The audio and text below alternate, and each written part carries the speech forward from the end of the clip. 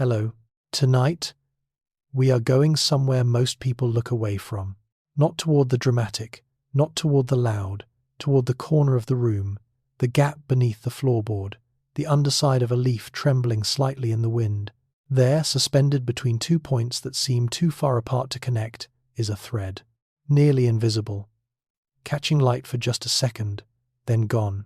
That thread was engineered, not by instinct alone, not by accident, by a creature that has been solving structural problems longer than mammals have existed, longer than flowers, longer than the continents finished moving into the shapes we recognize on maps. Spiders have been here for over 400 million years. They watched the dinosaurs arrive, they watched them leave, and through all of it, ice ages, extinctions, continental drift, they kept building. Tonight we examine 100 facts about the spider, its silk, its venom, its webs, its wars, its impossible biology, and quietly at the end, the role it plays in holding the living world together. This is not a horror story. It is an engineering manual. Written in silk, there is a material stronger than steel, and it comes from an animal small enough to sit on your thumbnail. Spider dragline silk, the primary structural thread spiders use to move and anchor their webs, has a tensile strength that surpasses high-grade steel when compared by weight. Steel snaps under a certain load per cross-section. Dragline silk stretches, absorbs the force, then holds. This is not a small distinction. In materials science, the combination of strength and elasticity is extraordinarily difficult to achieve. Engineers call it toughness. Spider silk has it in quantities that no synthetic material has yet fully matched. What makes this stranger still is the scale. The thread itself is thinner than a human hair, in some species thinner than a wavelength of visible light, and yet weight for weight it outperforms steel cable. Scientists have studied this for decades. They have sequenced the genes, built the proteins in laboratories, inserted silk-producing genes into goats, silkworms, and bacteria, and they are still, after all of it, unable to replicate the full performance of the original. The spider has been doing this for 400 million years. We have been trying to copy it for 50. The gap remains humbling. Most people imagine spider silk as a single substance, one thread, one purpose. That assumption is wrong. A single spider can produce up to 7 chemically distinct types of silk, each engineered for a different mechanical task. Dragline silk anchors the frame and carries the spider's weight. Capture spiral silk is sticky elastic designed to absorb the kinetic energy of a flying insect without snapping. Tubuliform silk wraps and protects eggs. Aciniform silk immobilizes prey. Piriform silk acts as a microscopic adhesive bonding anchor, points to surfaces with a precision that rivals industrial epoxy. Each silk type is produced by a different gland. Each gland is a separate biochemical factory running simultaneously, managed by a nervous system the size of a sesame seed. The spider does not think about which silk to deploy. It simply deploys the right one. Every time. Under time, pressure, in darkness, in wind, on surfaces that shift. The coordination required across 7 distinct production systems is by any reasonable measure extraordinary. Scientists still debate exactly how the spider controls silk-type selection at the neurological level. The mechanism is understood in outline. The precision of its execution in real time in the field, that part is still not fully explained. If you have ever tried to see a spider web head-on in open air, you already know it nearly disappears. Dragline silk threads measure between 2 and 4 micrometers in diameter. Some species produce threads closer to 1 micrometer, a unit so small that roughly 1,000 of them laid side by side would equal the width of a single millimeter. At that scale, the thread is not merely thin.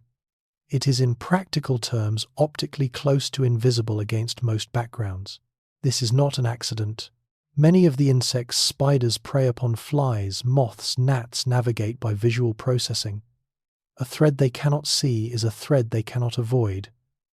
The invisibility of spider silk is in part a predatory adaptation, a design feature. The web is not just a trap, It is a trap that erases itself from the visual field of its target. There is something almost philosophical about that. A structure engineered to be simultaneously present and imperceptible, holding everything, showing nothing. The engineers who study microfiber optics have taken note. The optical properties of silk, including its near invisibility at fine diameters and its light-scattering behavior, are now informing research into stealth materials and microscale sensor design. The spider did not invent stealth technology, but it has been applying its principles quietly, invisibly, for longer than human civilization has existed. Every morning a web appears. By evening in many species it is gone. The orb-weaving spider, the classic geometric wheel-shaped web builder, typically dismantles its web each morning and rebuilds it from scratch each night. Not because the web is damaged, not because a better location has been found, but because the silk degrades. The sticky capture threads lose their adhesive properties after roughly 24 hours of exposure to UV light humidity and the mechanical stress of use, so the spider eats it. It consumes the old web, recapturing up to 80% of the protein investment, digests it, and reprocesses the material into new silk that same evening. The rebuild takes between 30 minutes and 2 hours depending on species and web size. This is a closed-loop materials recycling system, running nightly without waste. The spider does not discard its used silk. It reclaims it, remanufactures it, and deploys it again. Circular manufacturing, the concept of designing systems with no waste output where all materials cycle back into production, is considered a frontier concept in modern industrial design. The orb weaver has been running a circular manufacturing process every night for 400 million years. No factory required, no byproducts, just the spider, the web, and the quiet efficiency of a system that wastes almost nothing. The geometry of an orb web is not decorative. It is derived.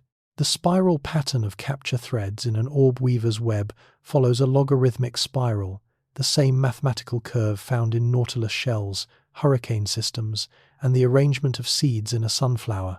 This is not coincidence. The logarithmic spiral is a solution. It is what happens when growth or construction follows a consistent angular rule, and it produces a shape that covers maximum area with minimum material. The radial threads, the spokes, divide the web into sectors of roughly equal area. The spacing between spiral threads is calibrated to the average body size of prey the spider expects to intercept. Too wide and small insects pass through. Too narrow, and the web becomes heavy, expensive to produce, and prone to structural failure in wind. The spider does not calculate any of this consciously. The geometry emerges from the motor program encoded in its nervous system, a program refined by 400 million years of iterative testing. Every spider that built a bad web caught less prey, produced fewer offspring, and passed on fewer genes. The ones that survived built webs that worked, and worked, and worked. What remains is a mathematical solution to a structural engineering problem written not in equations, but in silk. Spider silk begins as a liquid. Inside the spider's silk glands, the raw material exists as a highly concentrated protein solution, a gel-like fluid called spinning dope. It moves through a narrow duct toward the spinneret. As it travels, the duct changes the chemistry of the fluid, adjusting pH, ion concentration, and mechanical shear forces applied to the proteins. By the time the material exits the spinneret, it has transitioned from liquid to solid. The transformation happens in milliseconds, and it is irreversible. This process, called a sol-gel transition, is one of the most studied and least fully understood events in materials science. The spider achieves at room temperature and ambient pressure a fiber formation process that human manufacturing typically requires extreme heat, chemical solvents, or high-pressure extrusion to approximate. The spider uses none of those. It uses a narrow tube, a pH gradient, and a pulling motion. Some researchers describe it as the most efficient fiber production process known in biology. Others point out that describing it as a production process at all undersells it because the spider is not manufacturing a product. It is growing a material on demand from its own body, calibrated to the exact structural requirement of the moment. You cannot order that from a factory. Not yet, anyway. Strength is not the most remarkable property of spider silk. Elasticity is. A dragline silk thread can stretch to more than 40% of its original length before it breaks. Some capture spiral silks stretch to over 500%. This matters enormously because a material that only resists force will eventually shatter. A material that absorbs and redistributes force survives. When a flying insect hits an orb web at speed, the impact is not absorbed by rigidity. It is absorbed by stretch. The silk deforms, pulling energy out of the collision, spreading it across the web's structure, dissipating it gradually, rather than concentrating it at a single failure point. The insect stops. The web survives, and the spider feels the vibration signal before the thread even finishes oscillating. No synthetic material achieves the same combination of tensile strength and elasticity. Kevlar used in bulletproof vests is stronger under direct pull but shatters under lateral impact. Steel cable does not stretch. Carbon fiber is rigid.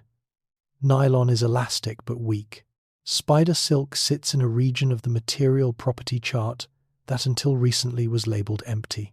Researchers believe the key lies in the protein structure, a combination of rigid crystalline blocks and flexible amorphous regions arranged at the nanoscale in a configuration we can describe but not yet reliably manufacture.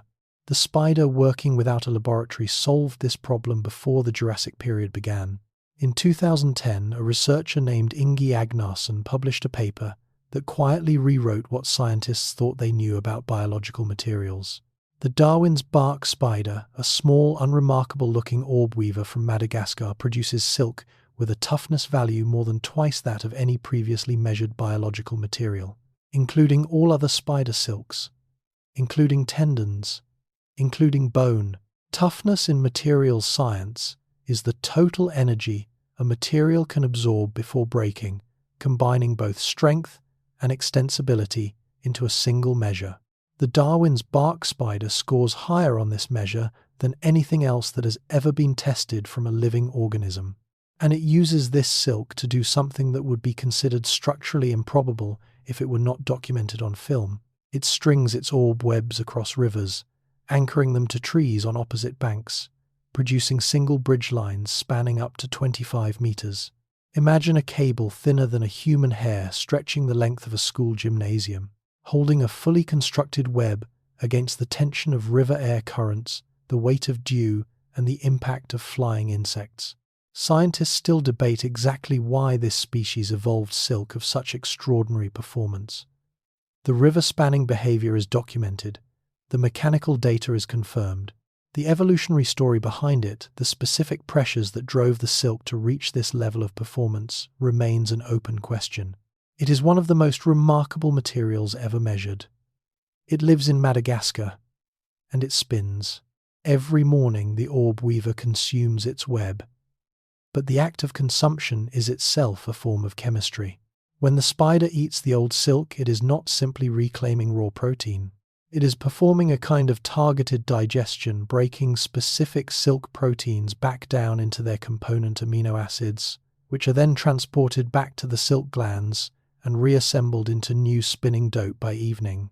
The efficiency of this cycle is estimated at 70 to 80% recovery, meaning the spider loses only 20 to 30% of its silk investment each cycle. Wind damage, UV degradation, moisture loss, and prey residue account for most of that loss. This is a metabolic loop that runs continuously, invisibly at zero external cost. The spider does not need to hunt more to build more. It funds tonight's web with last night's web. As long as it catches enough prey to cover the 20 to 30% deficit plus its own energy needs, the system is self-sustaining. What is remarkable about this from a biological standpoint is the specificity of the digestion. The spider does not digest the entire web uniformly. It selectively consumes the spiral capture threads, which are most degraded, while sometimes leaving structural frame threads in place for reuse. Selective recycling. Material by material.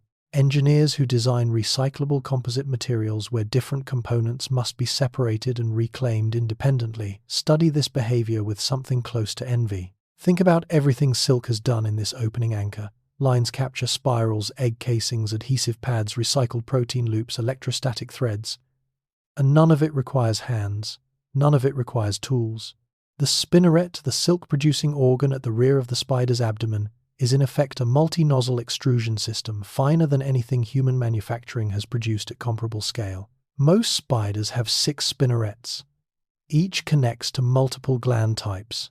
Each can be controlled independently, varying thread, diameter, silk type coating, and tension in real time.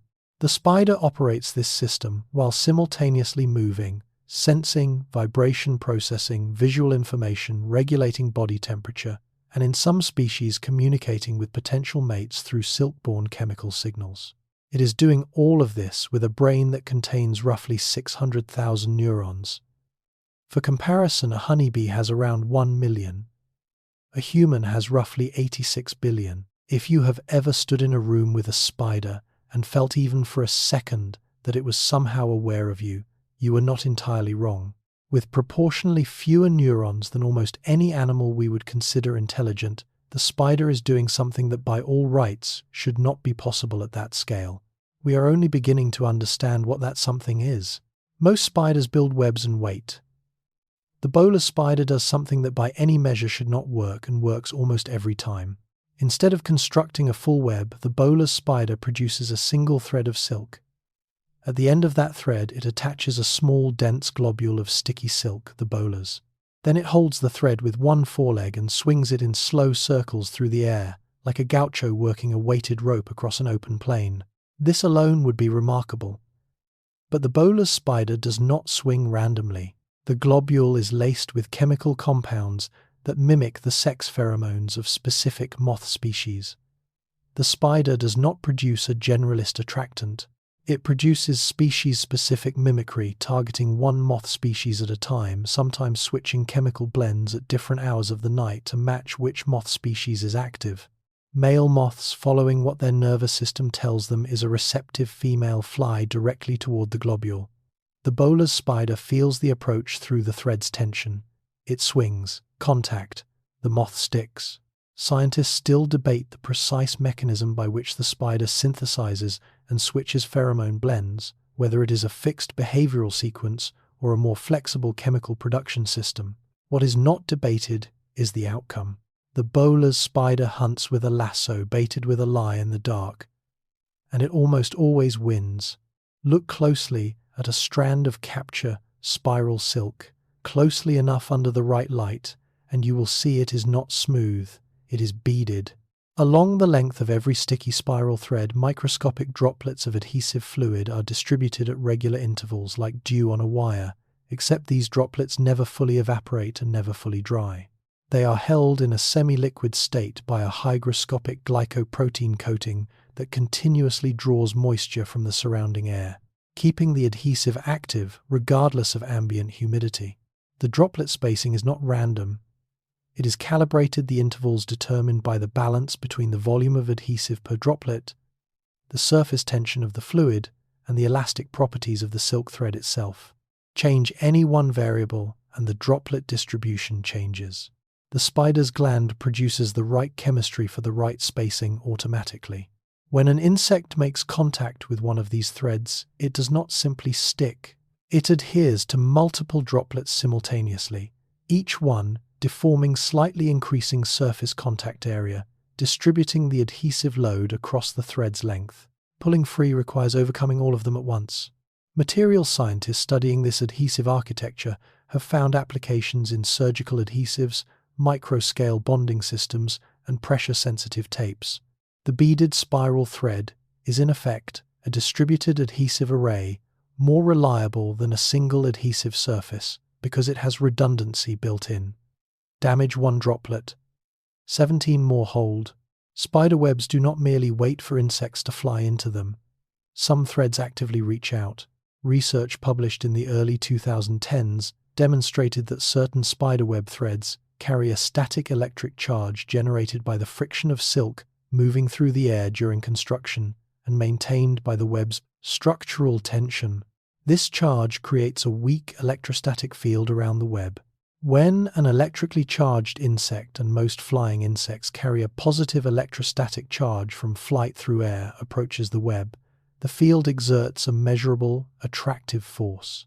The threads physically deflect toward the incoming insect before contact is made. The effect is small, a matter of millimeters, but in the context of a web designed to intercept insects flying at speed, a few millimeters of reach can mean the difference between a catch and a miss. What makes this finding particularly striking is that the spider does not generate this charge intentionally. It is a structural consequence of how the web is built and maintained. Evolution over millions of generations selected for web architectures that happen to produce this charge because webs that caught slightly more prey produced slightly more offspring. The web became electrostatic not by design but by the slow arithmetic of survival. And it has been quietly reaching toward flying insects invisibly electrostatically for longer than we knew it was doing so. A single orb web built by a single spider in a single night can intercept thousands of insects over its operational lifetime. The number varies by location, season, web size, and species. But researchers studying high-density insect environments, agricultural zones, forest margins, wetland edges, have recorded catch rates that, scaled across a season, represent a significant fraction of local flying insect biomass passing through that web's territory. The web is not just a food capture device for one spider. It is an insect population filter continuously operating, continuously removing individuals from the local pool. At the scale of a single meadow, dozens of webs may be active simultaneously, each intercepting its share, collectively exerting pressure on insect populations that shapes which species thrive, which decline, and in what numbers. This is ecological engineering, passive, silent, continuous. The spider does not move the web, it does not chase, it simply maintains the structure, and the structure does the work. If you have ever noticed that a particular corner of a porch or the gap between two fence posts always seems to host a web, you have observed a spider that has identified a flight corridor. Insects follow predictable paths along wind currents toward light sources between shelter points. The spider reads these patterns through trial and positioning and places its filter exactly where the traffic is highest. It found the flight path. Without instruments. Without data. Just time and attention and silk. Before the orb weaver builds a single spiral thread, it lays the foundation. And that foundation is a different material entirely. The anchor lines, the primary structural threads that connect the web to its attachment points, are composed of dragline silk, the spider's strongest and stiffest thread type. But the attachment itself, the point where silk meets surface, is secured by a structure called a piriform disc. The piriform disc is not a knot, it is not a loop, it is a fan-shaped mat of dozens to hundreds of microfibers, each bonded individually to the surface at the nanoscale, fanning outward from the anchor point like the roots of a tree spreading through soil. The load is distributed across every fiber simultaneously. There is no single point of failure. Pull the web, and the force spreads across the entire disc footprint. To detach the anchor, you must overcome every fiber at once, measured by the force required to detach relative to the mass of silk used. Piriform attachment discs are among the most efficient adhesive structures ever documented in biology. They work on glass, on wood, on stone, on wet surfaces, on dusty surfaces, on surfaces that no commercial adhesive reliably bonds to. Engineers working on dry adhesives, bonding systems that require no chemical glue study, piriform disc architecture directly. The branching microfiber geometry is now being replicated in synthetic adhesive pads for climbing robots, medical patches, and aerospace bonding applications. The spider solved the adhesion problem. It solved it thousands of times per web, and it leaves the solution behind when it moves on. The funnel web spider does not build an orb. It builds a tube, and the tube is the point. The funnel web is a sheet of densely woven, non-sticky silk sloping downward toward a narrow tube opening at one end. The spider waits inside the tube. Above the sheet, the funnel web spider strings a network of vertical trip lines, thin threads that intercept walking or jumping insects, knocking them downward onto the horizontal sheet below. When an insect lands on the sheet, it does not stick. It tumbles. The sheet is smooth, designed not to catch but to funnel. The insect slides toward the tube entrance. The spider emerges. The encounter is brief. But here is the detail that crosses from engineering into acoustics. The silk walls of the funnel tube are not just structural. They act as a resonance chamber, amplifying and directionalizing the vibration signals created by an insect moving on the sheet above. The spider deep inside the tube receives a vibration signal that has been acoustically pre-processed by the architecture it built. It is not hearing the insect, it is hearing the insect through an instrument it constructed for that purpose. Scientists studying vibration transmission in spider webs have found that different web architectures produce dramatically different vibration signatures for the same prey, suggesting that web geometry is in part a sensory tuning decision. The spider does not just build to catch, it builds to listen.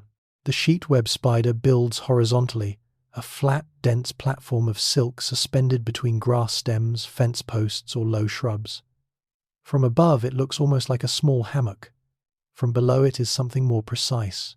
Above the sheet, the spider strings a chaotic tangle of triplines, vertical and diagonal threads that intercept insects in flight or during walking traversal. An insect contacts a tripline, loses its footing or flight path, and falls directly onto the sheet below.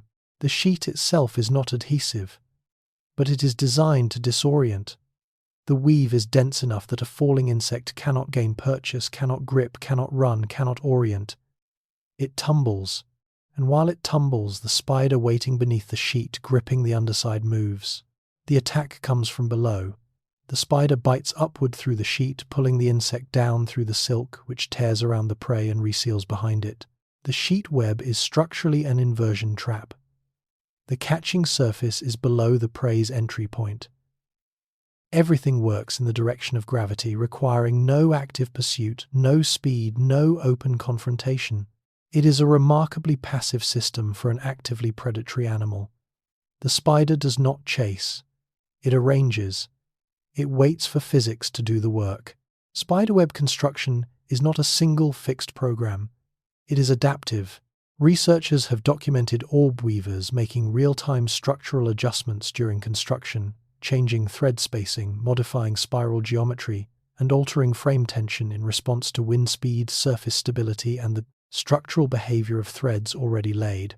If a frame thread sags under its own weight, the spider adjusts the spiral spacing in that sector to compensate, placing threads closer together where structural support is reduced. If wind stress is pulling the web asymmetrically, the spider adds reinforcing radial threads on the downwind side. These are not pre-programmed corrections for anticipated conditions. They are responses to sensory feedback received during the build, the spider monitoring thread tension through its legs as it moves, processing structural information in real time, and modifying the construction plan accordingly. The spider is not following a blueprint. It is following a process, a generative algorithm that produces different outputs depending on the conditions it encounters. The web is not designed in advance and then built. It is designed as it is built, condition by condition, thread by thread. Structural engineers call this adaptive form finding. It is considered a sophisticated approach to design under uncertainty. The spider does not call it anything. It simply builds, and the building adjusts itself to the world it is entering. In 1973, NASA sent two cross spiders named Arabella and Anita to the Skylab space station to answer a simple question. Can a spider build a web in zero gravity? The first attempts were irregular, disoriented. The threads went in unexpected directions. The geometry was compromised. Researchers watching from Earth noted the webs with cautious interest and some degree of satisfaction that the spiders were struggling. Then something shifted. Within days, both spiders were producing webs of near-normal geometry, adjusted for the absence of gravitational cues, but structurally coherent with recognizable radial and spiral organization. The webs were thinner than Earth normal. The spiders appeared to be conserving silk under uncertain resource conditions, but the architecture was unmistakably correct.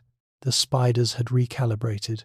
Without gravity to orient them, they were using other sensory inputs: light direction, air currents from the station's ventilation system, the mechanical feedback of thread tension itself to reconstruct their spatial reference frame and resume building. Scientists still debate the exact mechanism by which the spiders compensated for the loss of gravitational orientation. What is not debated is that they did compensate. Rapidly, without guidance, without precedent. The webs Arabella and Anita built in orbit are preserved. They are, in a quiet way, among the most remarkable engineering artifacts ever produced in space. For 50 years, material scientists, bioengineers, geneticists, and industrial chemists have been trying to produce synthetic spider silk at commercial scale. The goal is straightforward. The problem has resisted every approach attempted so far. The protein sequences of silk have been decoded.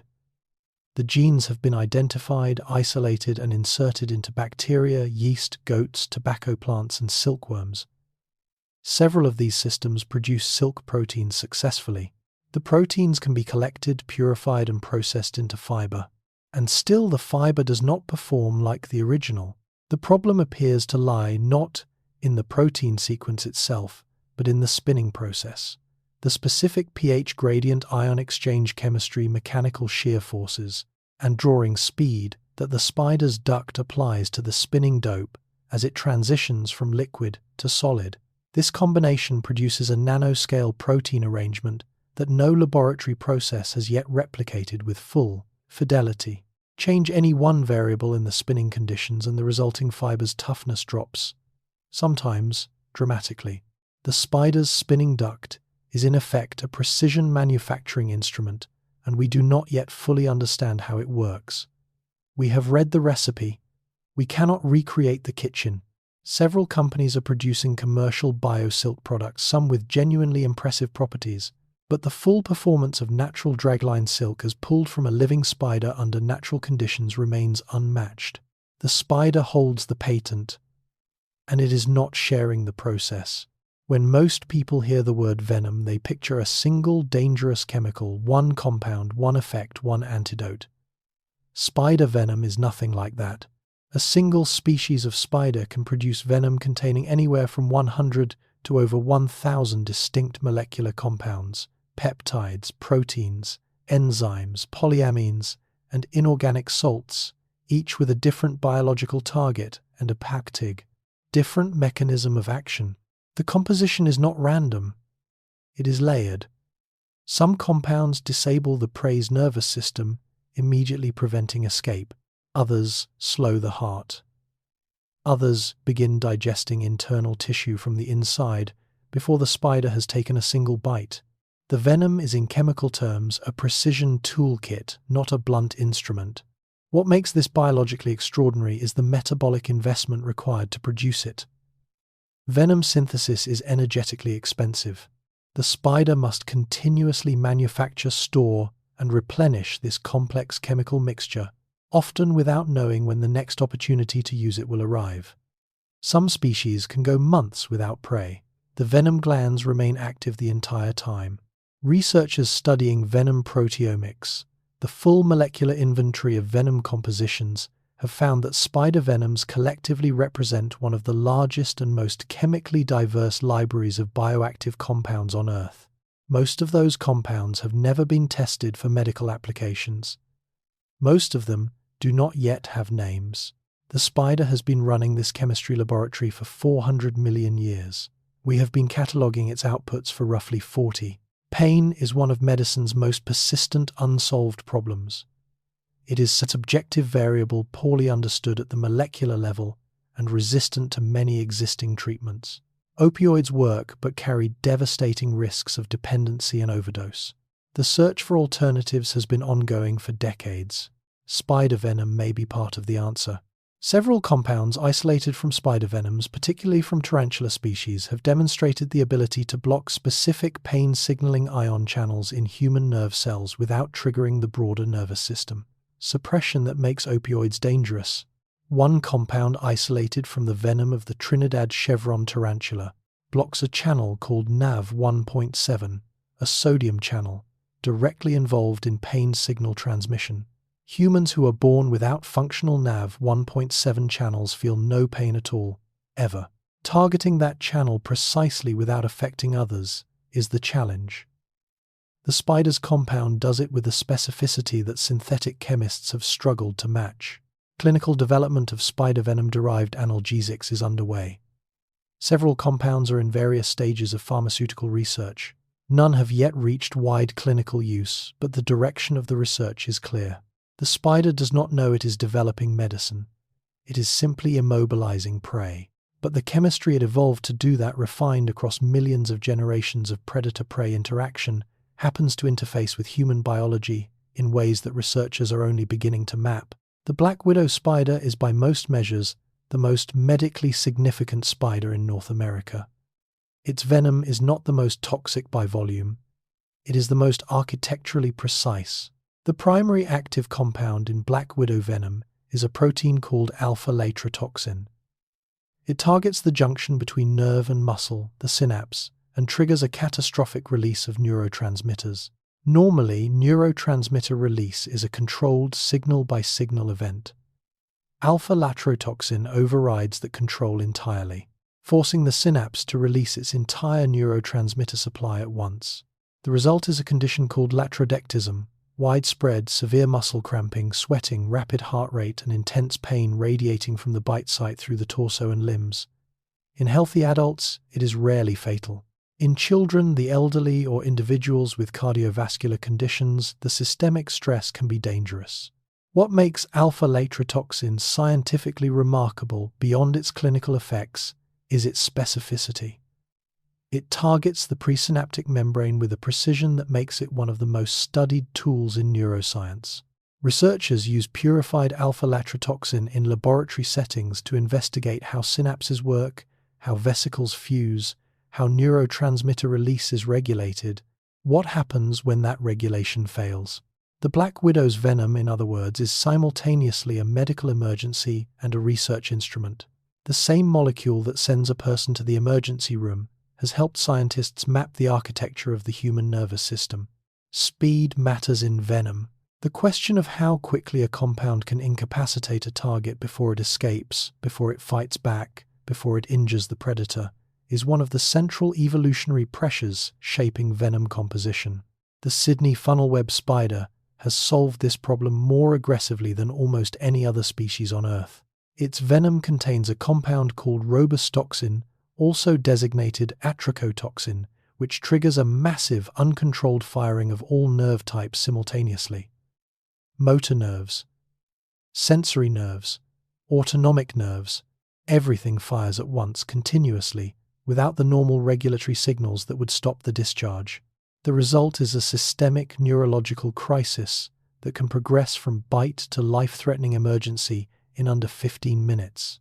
Before antivenom was developed in 1980, the Sydney funnel web was responsible for human fatalities. Since the introduction of antivenom, no confirmed fatalities have been recorded in Australia, a public health achievement that tends to be underappreciated.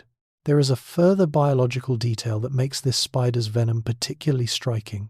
Robustoxin is highly toxic to primates, including humans, but largely ineffective against the spider's primary natural prey, which are insects and small vertebrates. The compound that makes this spider dangerous to us appears to have evolved as a defense against vertebrate predators, not as a prey capture tool. The venom that threatens human lives was not aimed at humans. It was aimed at the things that used to eat spiders. We simply share enough neurology with those predators most predators pursue. The spitting spider has a different approach entirely, and it is by any measure one of the most mechanically improbable hunting strategies in the animal kingdom. The spitting spider genus Cytodes does not build a web. It does not chase. It approaches prey slowly, often from a distance of 1 to 2 centimeters, and then fires. From 2 venom glands that have been modified to also function as silk production chambers, the spider expels a stream of venomous sticky silk at velocities measured in the tens of meters per second. The stream is fired in a rapid figure-8 oscillating pattern produced by the spider, vibrating its fangs at high frequency during the expulsion, which lays the venom silk in a zigzag grid across the prey's body. The entire event takes less than 1/28 of a second. The prey is pinned to the surface before it has time to react. The venom in the silk begins acting immediately, immobilizing through chemical action while the physical pinning prevents movement. The spider then approaches and delivers a conventional bite to finish. What makes this particularly striking is the dual-use gland modification. Most spiders have separate venom and silk glands, each optimized for its own function.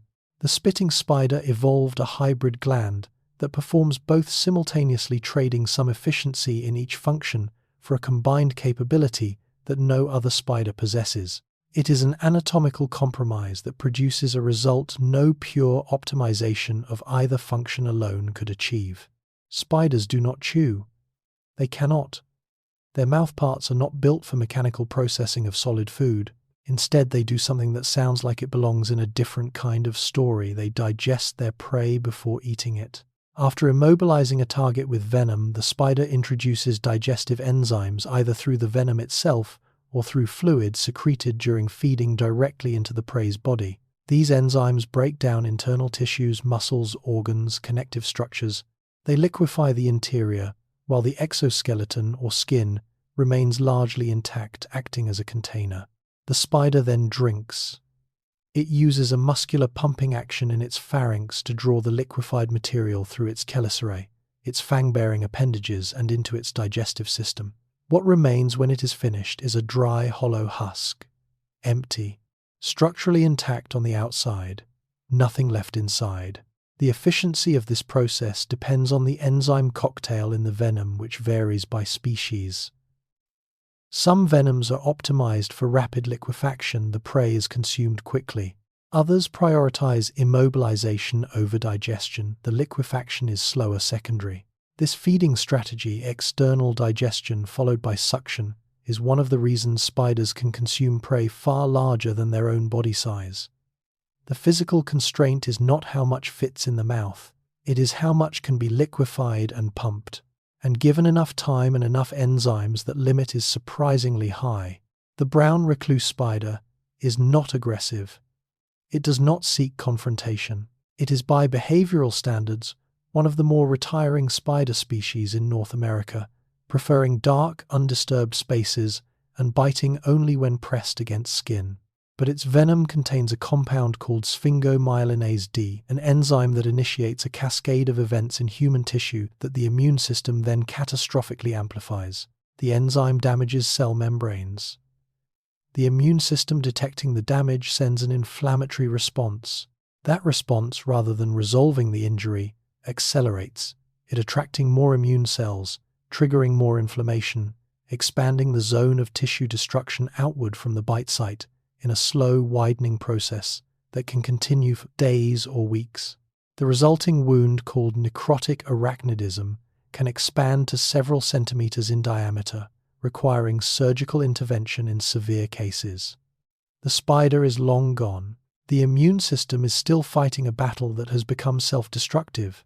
Scientists still debate the precise mechanism by which sphingomyelinase D triggers this immune amplification loop. The enzyme itself is not uniquely toxic. Similar enzymes exist in bacteria. What makes the brown recluse version clinically significant is the context of delivery directly into subcutaneous tissue, in a volume and concentration that triggers a localized immune response of unusual persistence. The venom does not destroy tissue. It recruits the body into destroying its own tissue. The distinction matters. Tarantulas are the largest spiders most people will ever encounter, and also paradoxically among the least dangerous to humans. Their venom is real. Their fangs are substantial, large enough to deliver a meaningful mechanical wound on their own. But the chemical payload of most tarantula venoms is calibrated for their actual prey: insects, small lizards, the occasional small rodent. For a human, the venom of most tarantula species produces effects roughly comparable to a bee sting: local pain, some swelling, discomfort that passes within hours. The reason lies in target specificity. Insect nervous systems use different ion channels, different neurotransmitters, and different regulatory mechanisms than mammalian nervous systems. A compound that catastrophically disrupts an insect's motor control may interact minimally with a human nerve cell. Tarantulas evolved to hunt insects and small vertebrates. They did not evolve in an environment where disabling large mammals was advantageous. The chemistry reflects the history. There are exceptions. A small number of old-world tarantula species, particularly in the genus Poecilotheria, native to South Asia, produce venoms with more significant effects on mammalian nervous systems. Bites from these species have been documented to cause prolonged muscle cramping and other systemic symptoms. But the broad category of tarantula, as uniquely dangerous to humans, is a cultural myth that the actual chemistry does not support. The fear is understandable. The pharmacology says otherwise. Among the most unexpected directions in spider venom research is the discovery that certain compounds interact with the human opioid system not by mimicking opioids directly, but by modulating the pain signaling pathways that opioids target. One compound of particular interest comes from the venom of the black-bellied tarantula Pteronoculus murinus. Researchers found that it interacts with receptors involved in pain modulation in ways that reduce the sensation of pain without producing the sedation, respiratory suppression, or dependency characteristics associated with opioid drugs. The broader implication, still in early research stages, is that spider venoms may contain a library of compounds that act on pain pathways through mechanisms entirely distinct from any existing pharmaceutical class. Not opioids, not NSAIDs, not local anesthetics, something else. Something that evolution produced through a completely different selective pressure, and that happens by chemical coincidence to interface with human pain biology. Scientists still aren't sure why venom compounds from ambush predators, spiders that rarely encounter large mammals, would have this effect. One hypothesis suggests these compounds originally evolved to affect the nervous systems of vertebrate predators attempting to eat the spider, and that the overlap with human pain receptor pharmacology is an accidental consequence of shared evolutionary heritage. The accident, if that is what it is, may eventually save millions of people from opioid dependency. It is one of the stranger gifts the natural world has quietly been holding in reserve. The trapdoor spider does not hunt, it waits. And the distinction between a predator that moves and a predator that holds perfectly still represents one of the most refined ambush strategies in the animal kingdom. The trapdoor spider excavates a burrow in the earth, sometimes 30 centimeters deep, lining it with silk and capping the entrance with a hinged door constructed from silk soil and plant material camouflaged to match the surrounding ground. Surface almost perfectly. The spider waits inside, legs in contact with silk trip lines that extend outward from the burrow entrance across the surrounding soil. When an insect contacts a tripline, the vibration travels through the silk to the spider's legs in milliseconds. The trapdoor opens, the spider strikes, the door closes. The entire sequence from vibration detection to prey capture has been measured at under 1 second in some species. The spider does not see the prey coming. It feels it, and it responds before conscious processing in human terms would even register the signal. Some trapdoor spiders remain in the same burrow for their entire adult lives, 20 years or more in some documented cases. They do not leave to find food. Food comes to them, or it does not come and the spider waits anyway. Metabolic rates in these species are low enough that a single large meal can sustain an individual for months. If you have ever been still, truly still, waiting for something you have experienced, a pale approximation of what the trapdoor spider practices as a complete way of life. Most predators rely on speed, size, or strength. The jumping spider relies on something rarer and more unsettling. Jumping spiders belong to the family Salticidae, the largest spider family on Earth with over 6,000 described species. They do not build capture webs. They hunt visually, stalking prey across open surfaces with a deliberateness that once observed is difficult to forget. Their eyes are the key. Jumping spiders have 8 eyes, arranged in a distinctive pattern, 2 large forward-facing principal eyes that provide acute, high-resolution binocular vision, flanked by secondary eyes that extend their visual field to nearly 360 degrees. The principal eyes are not wide-angle lenses. They are telephoto instruments, narrow field, extraordinary resolution, capable of detecting fine detail at distances many times the spider's body length. The retina of the principal eye is not fixed. It moves, scanning within the eye structure itself, driven by tiny muscles sweeping the high-resolution zone across the visual field without the spider moving its body. The spider can track a moving target while remaining perfectly still. Comparative studies have found that jumping spider visual acuity, relative to body size, exceeds that of most mammals. A jumping spider looking at you from across a room is seeing you not a blur, not a shape, but a detailed image more clearly proportionally than a cat or a dog would from the same distance. The eyes evolved independently from vertebrate eyes. They arrived at similar optical solutions through a completely different anatomical path. Two separate experiments in evolution. One answer. The net-casting spider genus Dinopis does something that requires a moment to fully picture before it becomes believable. It builds a small rectangular web. Not a large one, not an orb. A web roughly the size of a postage stamp held between its four front legs stretched taut. Then, it hangs upside down from a silk thread, holding the web in front of its face and waits for something to walk or fly below it. When prey approaches, the spider lunges, stretching its legs outward, expanding the web to several times its resting size, and scoops the prey from the air or ground. The web wraps around the target on contact, and the sticky threads hold. The net-casting spider has two enormous principal eyes, the largest eye-to-body size ratio of any spider adapted for extreme low-light vision. It hunts at night. It can detect movement in conditions so dark that human vision would register nothing at all. Each night it builds a fresh net. Each morning it consumes it. There is a further detail that pushes this behavior from remarkable into something close to astonishing. Researchers have documented net-casting spiders adjusting the angle and trajectory of their lunge based on whether the prey is approaching from above or below, using a different casting motion for aerial versus ground targets. Two distinct techniques. Selected in real time, from a brain with fewer neurons than a cup of coffee has molecules.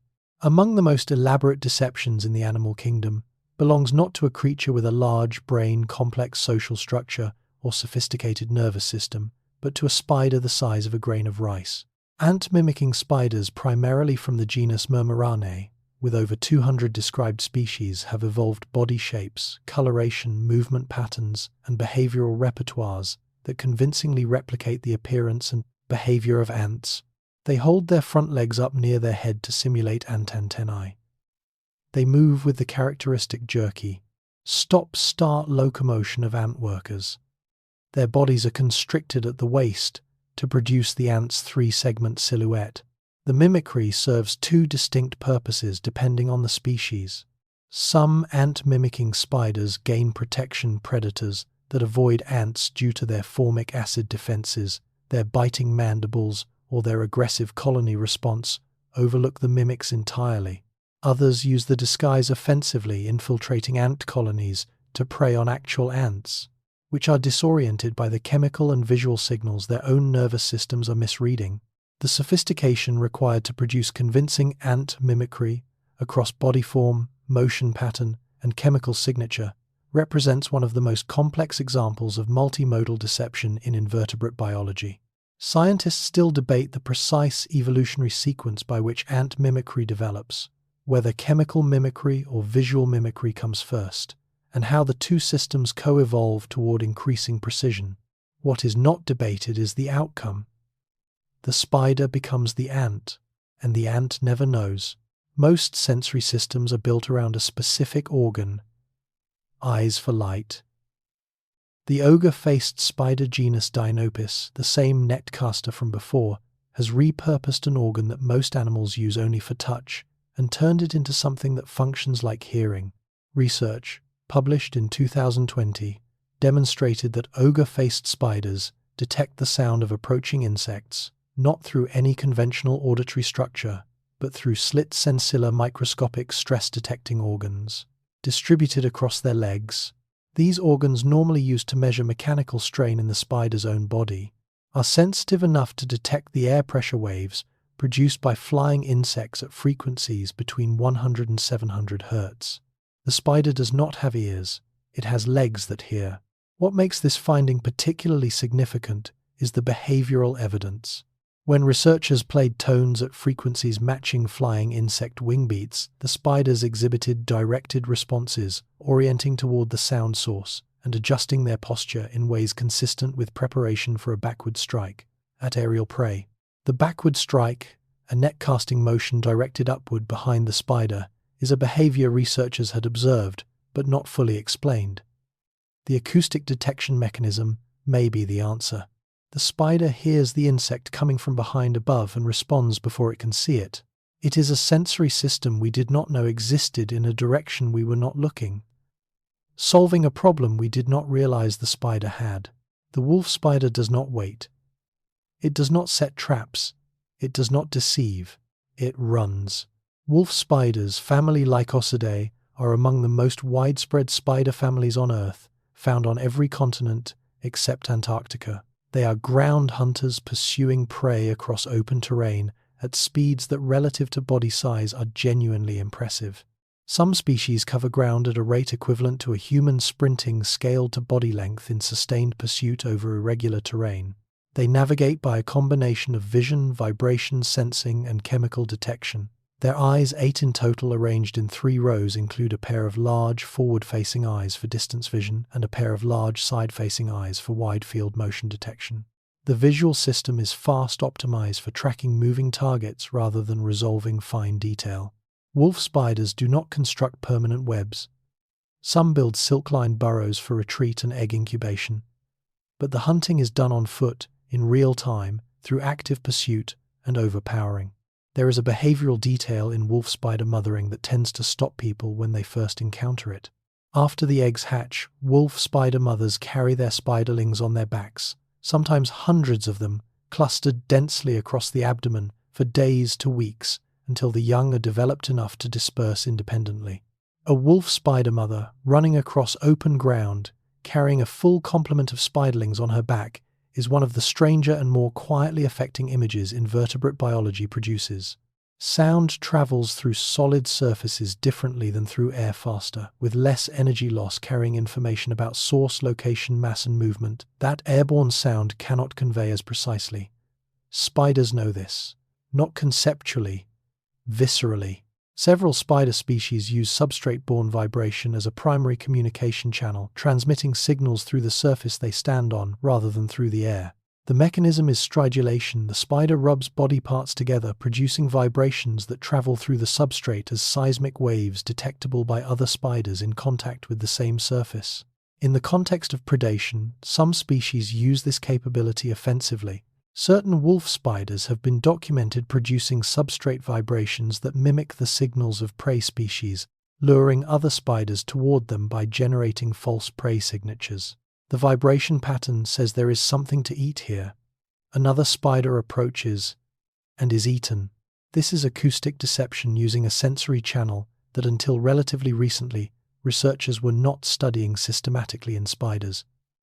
Most spider vibration research focused on web-borne signals. The substrate vibration channel was for a long time scientifically underappreciated.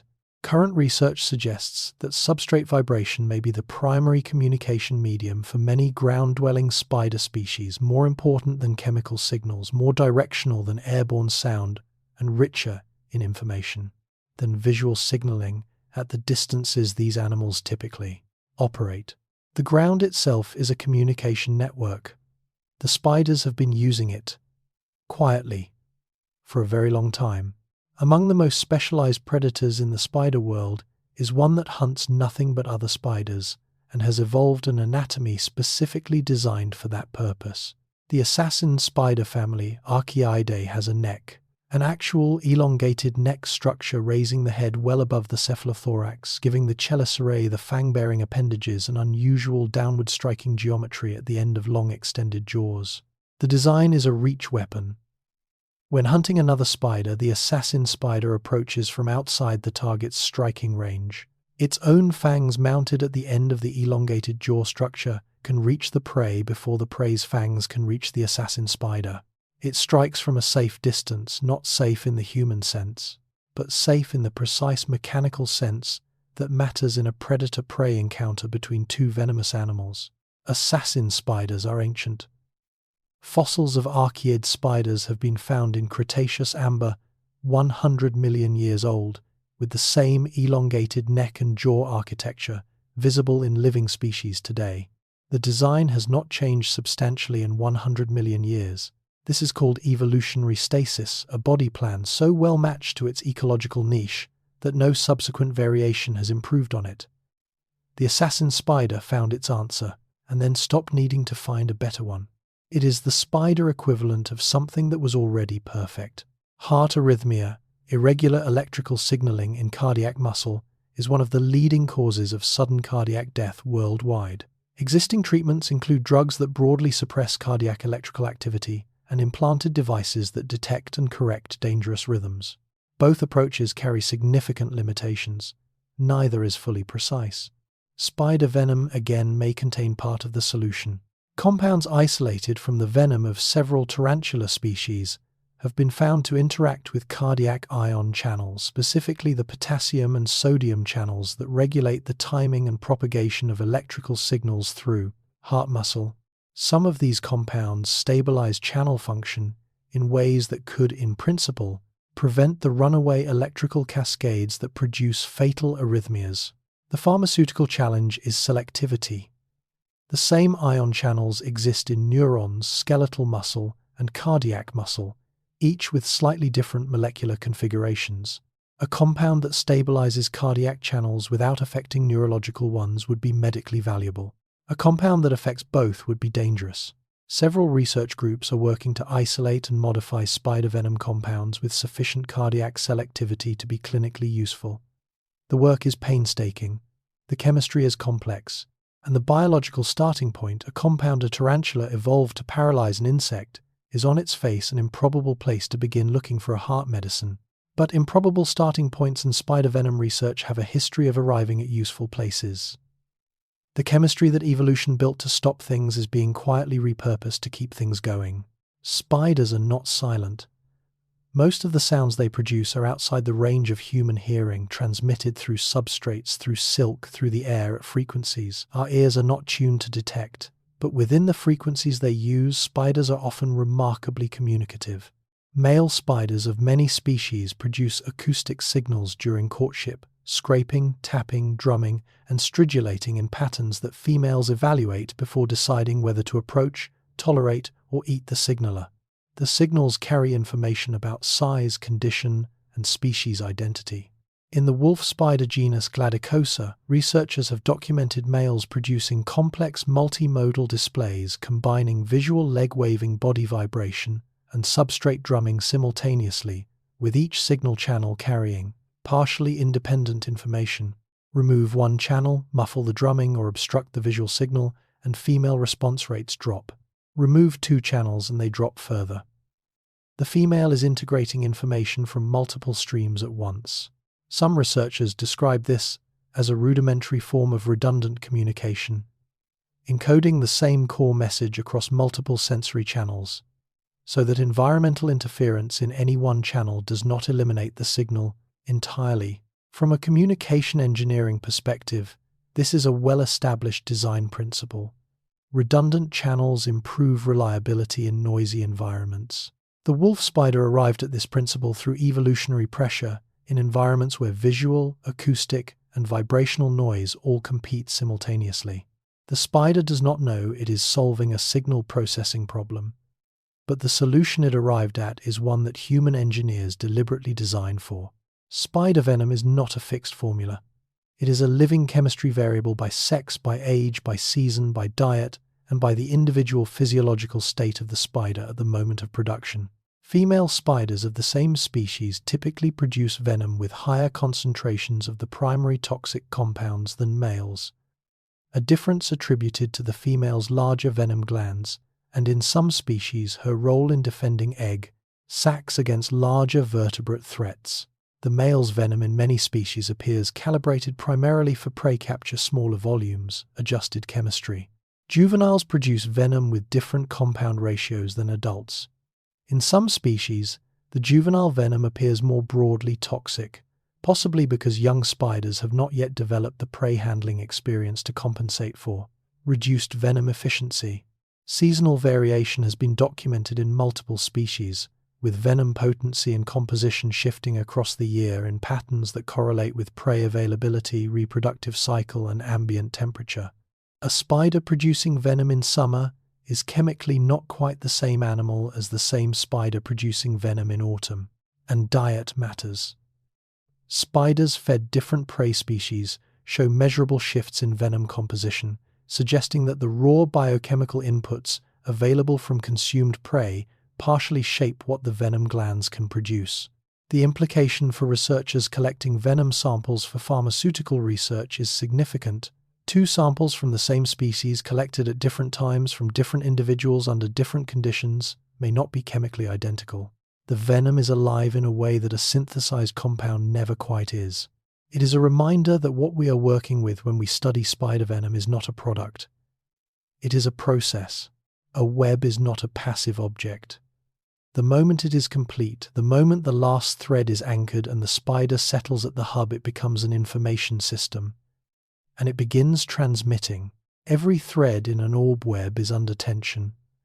That tension is not uniform, it varies by thread type, thread length, attachment geometry, and the spider's own position at the hub. When anything disturbs the web, prey impact, wind gust, a raindrop, a predator's touch, the disturbance propagates through the tension network as a pattern of vibrations. Different disturbances produce different patterns. Different patterns carry different information. Researchers studying web-borne information transmission have found that spiders can distinguish from vibrations alone between prey of different sizes, prey at different positions within the web, and prey that is still struggling versus prey that has ceased moving. They can detect whether a thread has been damaged. They can sense the approach of a potential mate along a signal thread. They can feel wind loading on the web's structure before it becomes mechanically significant. The spider sitting at the hub with all 8 legs in contact with radiating threads is not waiting in stillness. It is listening to a continuous stream of structural data, a real-time report on everything within the web's reach. Every vibration is a message. The spider reads them all simultaneously through its legs. The web is an extension of the spider's nervous system, stretched across space, woven from its own body, reporting back continuously, a mind made visible in thread. The leg of a spider is not merely a limb, it is a precision instrument. Distributed across the surface of each leg are structures called slit sensilla, microscopic slits in the exoskeleton, each containing a mechanosensory neuron that deflects in response to mechanical stress. A single spider leg may contain hundreds of individual slit sensilla arranged in patterns called lyre organs near the joints where mechanical forces concentrate. Each slit sensilla responds to a specific range of strain directions and frequencies. The population of sensors across the leg collectively covers a broad spectrum from the low-frequency, high-amplitude vibrations of a large, struggling prey item to the high-frequency, low-amplitude signals of a tiny insect, barely touching a peripheral thread. The signal processing that translates this raw mechanical data into behavioral responses happens partly in the leg's own neural ganglia, but before the information even reaches the brain. Local processing. Distributed computation. The leg is not just a sensor. It is a sensor with a local processor attached. Researchers working on artificial tactile sensing systems, robotic skins, haptic feedback devices, structural health monitoring systems for bridges and aircraft study slit sensilla architecture directly. The geometry of the lyre organ, with its multiple slits of graduated length, is a solution to the problem of detecting multiple signal frequencies simultaneously with a single compact structure. The spider has 8 legs, each with hundreds of sensors, each sensor locally processed, all feeding into a central system that integrates everything simultaneously in real time. The sensory bandwidth is, by any reasonable measure, extraordinary for an animal its size. The web vibrates constantly, wind moves it. Temperature changes stretch and contract its threads. Debris falls on it. And through all of that ambient noise, all of that background mechanical signal, the spider must detect the one pattern that matters: prey. This is a signal detection problem. and the spider solves it with a sophistication that, once documented, prompted serious attention from signal processing researchers. Laboratory experiments presented spiders with web vibrations produced by prey, by falling debris of similar mass, and by wind-induced oscillation of similar frequency. The spiders responded differentially, striking at prey signals, ignoring debris, adjusting posture, but not striking at wind signals with accuracy rates that, in controlled conditions, approached 90% correct discrimination. The discriminating cues appear to be multidimensional. Prey vibrations have characteristic frequency profiles. The irregular broadband signal of a struggling insect is distinct from the narrowband resonance of wind oscillation or the single impulse pattern of a falling leaf. The spider integrates frequency, amplitude, duration, and spatial location of the vibration source simultaneously. It is doing in real time what an engineer would call multi-parameter signal classification, identifying a target class within a noisy environment by simultaneously evaluating multiple signal features. The spider does not learn this classification system from experience alone. The basic discriminative capability appears to be present from hatching, encoded in the sensory processing architecture refined by early experience. The prey does not announce itself, but to the spider, feeling the web, reading the pattern, it might as well. The web is not just a trap. For some spiders, it is a disguise. Several orb-weaving species decorate their webs with structures called stabilimenta, dense bands, spirals, or clusters of silk that extend from the hub across the web face, often incorporating debris, shed, exoskeletons, egg sacs, desiccated remains of previous prey wrapped in silk. The resulting structures can be visually striking: bold white zigzag bands, dark debris clusters, or irregular masses that dominate the visual appearance of the web. The function of stabilimenta has been debated for decades. Early hypotheses suggested structural reinforcement, hence the name derived from the Latin for stabilizer. Subsequent research undermined this. Stabilimenta do not measurably improve web mechanical performance. Some may slightly reduce it. Current evidence supports two main functional hypotheses, and they are not mutually exclusive. First, stabilimenta may serve as camouflage for the spider itself, breaking up its outline within the web's visual field, making it harder for both predators and prey to locate the spider at the hub. Second, in species where stabilimenta reflect UV light, they may attract UV-navigating insects, functioning as a lure built directly into the web structure. The spider builds a trap, then decorates the trap to attract prey to it, while simultaneously hiding inside the decoration. The predator, the lure, and the camouflage are all the same object. One structure, three functions. The web is never doing only one thing. The social spider is a biological contradiction. Spiders, as a group, are among the most aggressively solitary animals on Earth. Cannibalism between adults is common. Territorial defense is fierce. And cohabitation is, for most species, a short path to becoming someone else's meal. And yet, in scattered lineages across tropical regions, true sociality has evolved, independently, multiple times. The genus Anelosimus includes several species that form permanent, multi-generational colonies of hundreds to thousands of individuals, sharing a communal web structure, cooperating in prey capture, and collectively caring for eggs, young. The colony web is not a collection of individual webs placed in proximity. It is a single, integrated structure, built, maintained, and repaired collectively, that grows continuously as the colony expands. These communal webs can reach several cubic meters in volume, draped across shrub and tree structures, in shapes that bear no resemblance to any individual spider's web. The architecture emerges from collective building behavior. No individual spider plans or directs the overall structure. The form is a consequence of thousands of individual building decisions made independently, responding to local structural conditions, producing a coherent whole without central coordination. This is the same principle, emergent collective structure without central control, that produces termite mounds, ant nest architecture, and certain human urban forms. In the spider, it has evolved from a starting point of near-total solitary aggression. Whatever selective pressure produced social Anelosimus colonies overcame one of the deepest behavioral constraints in arachnid biology. Scientists still debate exactly what that pressure was.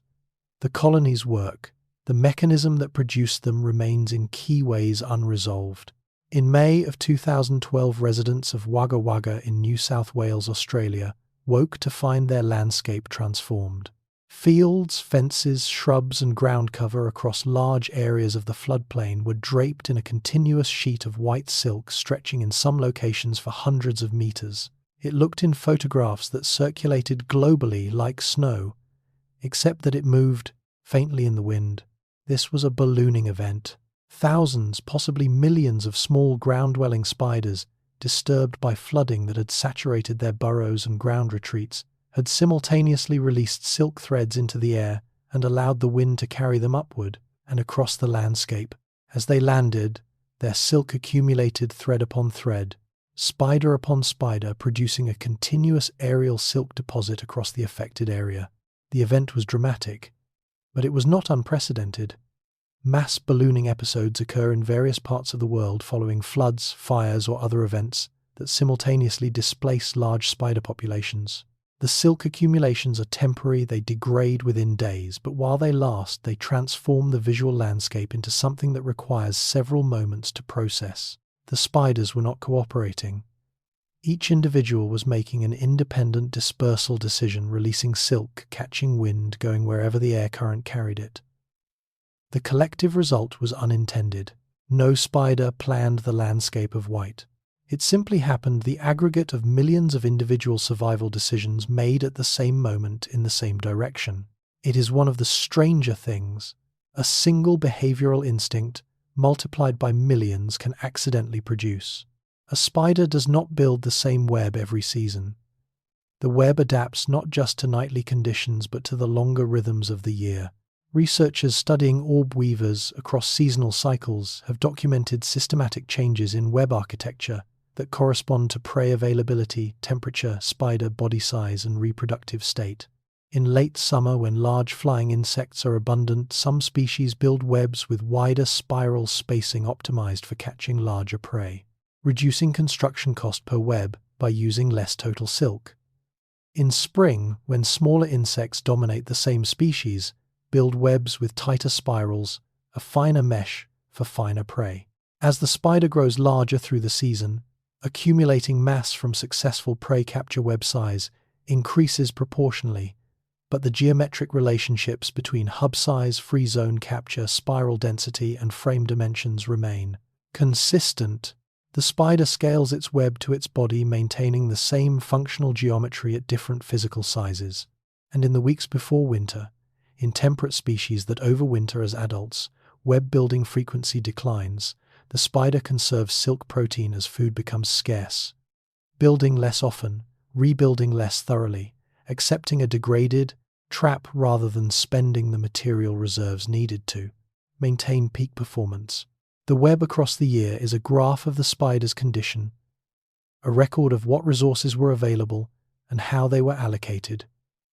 Every web is a decision, and the decision changes month by month, week by week, as the spider and its environment shift together through the year. The funnel web spider's sheet web, discussed earlier, as a prey capture structure, has a second function that is equally important and considerably less appreciated. It is a security system, extending outward from the funnel entrance across the surrounding terrain. The funnel web spider lays a network of fine trip threads, irregular, non-sticky, scattered across the ground, and low vegetation approaching the burrow. Retreat. These threads are not part of the prey capture sheet. They serve a different purpose. When a large animal, a predatory beetle, a parasitic wasp, a vertebrate, approaches the funnel entrance, it contacts these trip threads before reaching the sheet. The vibration signature of a large, heavy body moving through the tripline network is distinct from the vibration of small prey tumbling onto the sheet above. The spider inside the funnel reads the difference and retreats deeper into the tube rather than emerging to strike. The tripline network is, in effect, a perimeter alarm, an early warning system built from the same material as the prey capture structure, serving the opposite function. Where the sheet web is designed to draw things in, the triplines are designed to keep things out, or at least to buy the spider the seconds needed to assess and respond. The spider has built a trap with an integrated intruder detection system, using one material for two completely opposite purposes. The silk does not know which role it is playing. The spider does. Most webs are temporary by design, rebuilt nightly, or abandoned after a few days when prey density in an area drops. But some spiders build for permanence. The funnel web spider, Tegenaria domestica, the common house spider found across Europe and North America, maintains the same web structure for years, continuously adding new silk, repairing damaged sections, and expanding the sheet as the spider grows. Webs in undisturbed locations behind furniture in ceiling corners. Beneath floor joists have been documented growing for 3 years or more, reaching sheet dimensions of several hundred square centimeters. The structure does not remain static. It accumulates. Debris caught prey husks, shed exoskeletons, and abandoned egg sacs become incorporated into the sheet over time, adding mass, changing the acoustic properties of the structure, and altering the visual characteristics of the web in ways that may enhance camouflage. The old web is not discarded. It becomes the foundation of the new web. Every repair is built on top of existing structure. Every expansion extends from what is already there. In this sense, the long-term web is an architectural history, a physical record of the spider's growth, prey capture success, and the environmental conditions encountered across years of occupation. If you knew how to read it, which researchers are beginning to learn, the web would tell you almost everything about the life lived inside it. The spider does not leave a diary. It leaves a web. But they may amount to the same thing. The placement of a spider's web is not random. It is the result of a site selection process, active, evaluative, and informed by sensory data that most observers never consider. Before beginning construction, an orb-weaving spider performs an exploratory phase, moving through a candidate area, trailing a dragline, sampling surfaces, testing anchor point stability, and assessing the structural geometry of the available space. The spider is evaluating the site against internal criteria, adequate anchor points within the right spacing range, appropriate orientation relative to prevailing wind, proximity to vegetation that channels insect flight paths, surface texture, suitable for piriform disc adhesion. Wind direction is a primary variable. Orb webs built perpendicular to prevailing wind intercept more airborne prey, but sustain more structural stress. Webs built parallel to wind are structurally safer, but catch less. Individual spiders within the same species show different trade-off preferences, some consistently building in higher wind, higher yield positions, others preferring sheltered, lower yield positions with reduced structural risk. Whether this variation reflects individual personality differences, stable behavioral tendencies that differ between individuals, is an active area of research. Evidence is accumulating that individual spiders do show consistent behavioral tendencies across contexts. Some are consistently bold, some consistently cautious, and these tendencies influence web placement, prey response, and predator avoidance in measurable ways. The spider is not just an automaton executing a program. It is an individual with tendencies, preferences, and a consistent behavioral style that shapes its decisions across its lifetime. That is not a small thing to discover about an animal the size of a thumbnail. When most people encounter a cobweb, the irregular dusty tangle in a corner or behind a door, they see evidence of neglect. An abandoned structure, a sign that nobody has cleaned in a while. The cobweb, in common understanding, is a dead web, a leftover. This is wrong, fundamentally and completely wrong. Cobwebs are not abandoned orb webs. They are not degraded versions of a more sophisticated structure. They are a distinct web type, actively maintained, deliberately designed, and architecturally suited to a completely different prey capture strategy than anything an orb weaver produces. The cobweb characteristic of theridide spiders, including the black widow, is a three-dimensional tangle web. Its apparent disorder is structural. The irregular threads extend in multiple directions, creating a volume of intersecting lines rather than a flat surface. Ground-walking prey, beetles, ants, other spiders contacts the lower threads. Those threads are under tension, anchored to the ground by sticky attachment points. When the prey contacts a thread and breaks it free from the ground anchor, the elastic recoil of the thread lifts the prey off the surface, suspending it in midair where it cannot gain purchase to escape. The cobweb lifts its prey off the ground and holds it there. Struggling increases the entanglement. Stillness offers no purchase either. The three-dimensional tangle has no safe direction. It is not a lesser web. It is a different solution to a different hunting problem, for a different prey type, in a different ecological context. The disorder is the design. There is a concept in neuroscience called the extended mind, the idea that cognitive processes do not stop at the boundary of the skull, but extend into the tools, objects, and environments that an organism uses to think and act.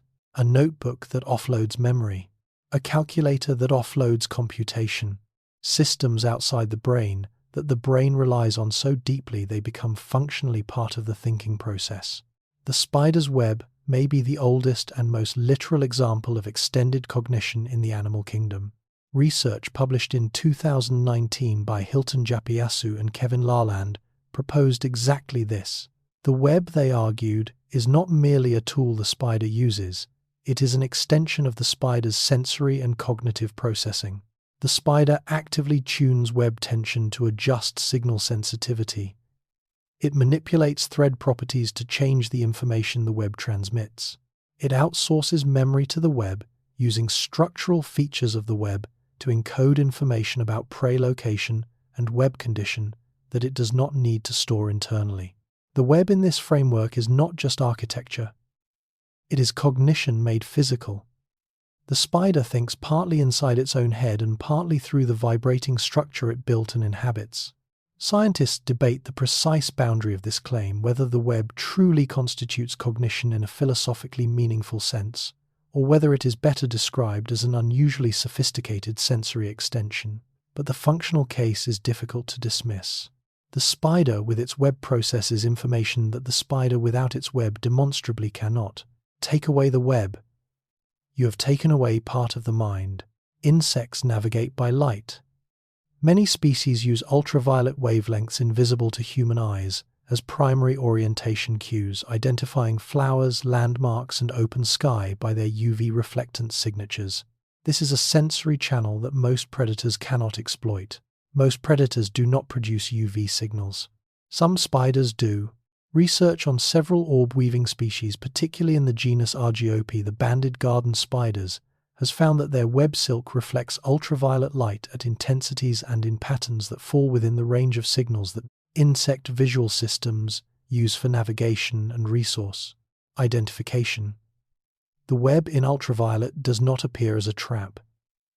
In controlled experiments, webs with UV reflective silk captured significantly more insects than webs with UV blocked silk, even when the web geometry, sticky thread coating, and placement were identical. The UV signal was the variable. The UV signal made the difference. Some researchers propose that UV reflective webs mimic the appearance of UV bright flowers or open sky, exploiting the navigational instincts of insects that use these cues to locate food or clear flight paths. Others suggest the signal is more general, simply a bright UV source in an environment where bright UV sources are usually worth investigating. What is clear is that the web is operating on a sensory channel its prey cannot reason about. The insect cannot see the trap for what it is. It sees an invitation, and it accepts. The spider sits at the hub, the web vibrates around it. But at the hub in many orb-weaving species there is something else. A structure that at first glance looks like a design imperfection. A smudge, a thickening of silk that seems to interrupt the web's clean geometry. It is in many cases a decoy. Several orb-weaving species construct within or adjacent to their webs replicas of themselves or of objects that might deter predators, built from debris, silk, and the compressed remains of previous prey. These structures, sometimes called dummy spiders or web decorations, are positioned at or near the hub and bear to a predatory bird's or wasp's eye, a passing resemblance to the spider itself. A predator approaching the web targets the largest, most spider-like object visible. In webs with decoy structures, the predator attacks the decoy. The real spider sitting nearby, often smaller, less conspicuous, survives.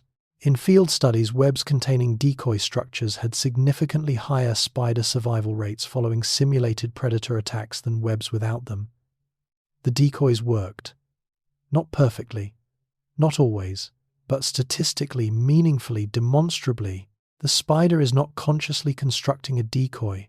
The behavior is encoded, but the outcome, a sacrificial replica that draws predator attention away from the real animal, is functionally indistinguishable from deliberate misdirection. The spider builds a fake spider, and the fake spider saves the real one's life. Every repair the spider makes to its web is a record, a physical annotation in the structure, a patch of denser silk where a thread was broken, a re-anchored frame line, slightly offset from the original, a replaced spiral section with slightly different tension characteristics than those around it. Over time, in webs that are maintained rather than rebuilt nightly, these repairs accumulate. The web develops a history that is encoded in its physical structure. Areas of high prey impact have more repairs, indicating high traffic zones in the local insect flight pattern. Sections repeatedly damaged by wind show reinforced anchor points and thickened frame lines. Areas that never require repair remain as originally built, pristine, optimized, needing nothing. A researcher who has studied a particular spider's web over weeks, mapping its repair history, measuring thread tensions across the structure, documenting where damage occurs, can reconstruct a spatial portrait of that spider's environment. Where the wind blows, where the insects fly, where the predators probe. The web is not just a trap for insects. It is a continuously updated map of the spider's world. Researchers have begun exploring this explicitly using web structure analysis as an environmental monitoring tool. A web sampled at intervals and analyzed for structural change can, in principle, provide data on local insect population dynamics, wind pattern shifts, and predator activity without disturbing the ecosystem directly. The spider does not know it is collecting data, but the data accumulates anyway, written in silk, readable if you know the language, preserved in the structure of a thing most people walk through without a second thought. In the tropical rainforests of South America, West Africa, and Southeast Asia, certain social spider colonies build communal webs of a scale that demands a different vocabulary than anything used for individual spider webs. The social spider, Anolosimus eximius, found across South American tropical regions, builds colony webs that can span several meters in all three dimensions, draped across multiple tree canopies, incorporating hundreds of individual retreat tubes, dozens of egg sac clusters and prey capture surfaces, covering areas measured in square meters rather than square centimeters. The prey captured by such a structure reflects its scale. Individual spiders within the colony cooperate to subdue prey items far larger than any individual could manage. Large moths, beetles, grasshoppers, and occasionally small vertebrates that become fatally entangled. The prey is shared not equally and not without conflict, but in a pattern that broadly distributes nutrition across the colony. The colony web grows continuously. Seasons of high prey availability produce rapid expansion. Seasons of scarcity produce consolidation. The colony retreats to a smaller, denser structure, reducing the silk maintenance burden. The web breathes with the ecosystem around it. In areas of high colony density, the cumulative prey capture effect of multiple large communal webs is ecologically significant, removing substantial insect biomass from the local system, shaping which species are caught and in what numbers, and influencing the broader food web dynamics of the forest patch they inhabit. The colony is not just living in the ecosystem, it is shaping it, thread by thread. Return to the same orb-weaving spider in the same location on successive nights. Measure the web carefully, hub position, frame dimensions, spiral spacing, radial thread count. Do this for weeks. What you find is both expected and, on reflection, quietly astonishing. The web is rebuilt each night. Fresh silk, new construction, no thread carried over from the previous night's structure, and yet the architecture is nearly identical. Hub position within a few millimeters of the previous night. Radial thread count within 1 or 2 of the previous night's number. Spiral spacing consistent to within measurement error. The spider is not copying its previous web. It cannot see it, the old web has been consumed. It is not measuring against an external reference. There is no template, no blueprint, no previous structure to follow. The geometry is reproduced from within, from the motor program encoded in the spider's nervous system, generating the same architectural output each night as reliably as a program running on consistent hardware. This means the web's geometry is in a meaningful sense stored information, encoded not in silk, not in memory in the conventional sense, but in the architecture of the motor program itself. The spider does not remember what the web looked like. It remembers how to build it, and how to build it produces the same result night after night, with a consistency that would satisfy a quality control engineer. The web changes when the spider changes, when it grows, when conditions shift, when new information alters the building program. Until then it repeats, faithfully, precisely, the same answer written fresh each night from the same source. Spiders have been used accidentally as research subjects in some of the most unusual experiments in behavioral neuroscience, not because researchers set out to study them specifically, but because the web provides a behavioral readout that drugs, toxins, and neurological interventions produce visible effects on. In the 1950s, German zoologist H.M. Peters and pharmacologist Peter Witt exposed orb-weaving spiders to various psychoactive and neurologically active substances, caffeine, mescaline, chloral hydrate, LSD, and others, and photographed the webs produced afterward. The results were striking. Each substance produced a characteristic web distortion. Caffeine produced webs with irregular spiral spacing and incomplete sections reflecting disrupted sequential motor control. Chloral hydrate produced large, simple webs with reduced thread counts consistent with sedation-level motor suppression. LSD, counterintuitively, produced webs closer to normal geometry than caffeine, with some researchers noting they appeared more regular than control webs in certain parameters. The webs became pharmacological readouts, physical records of neurological state.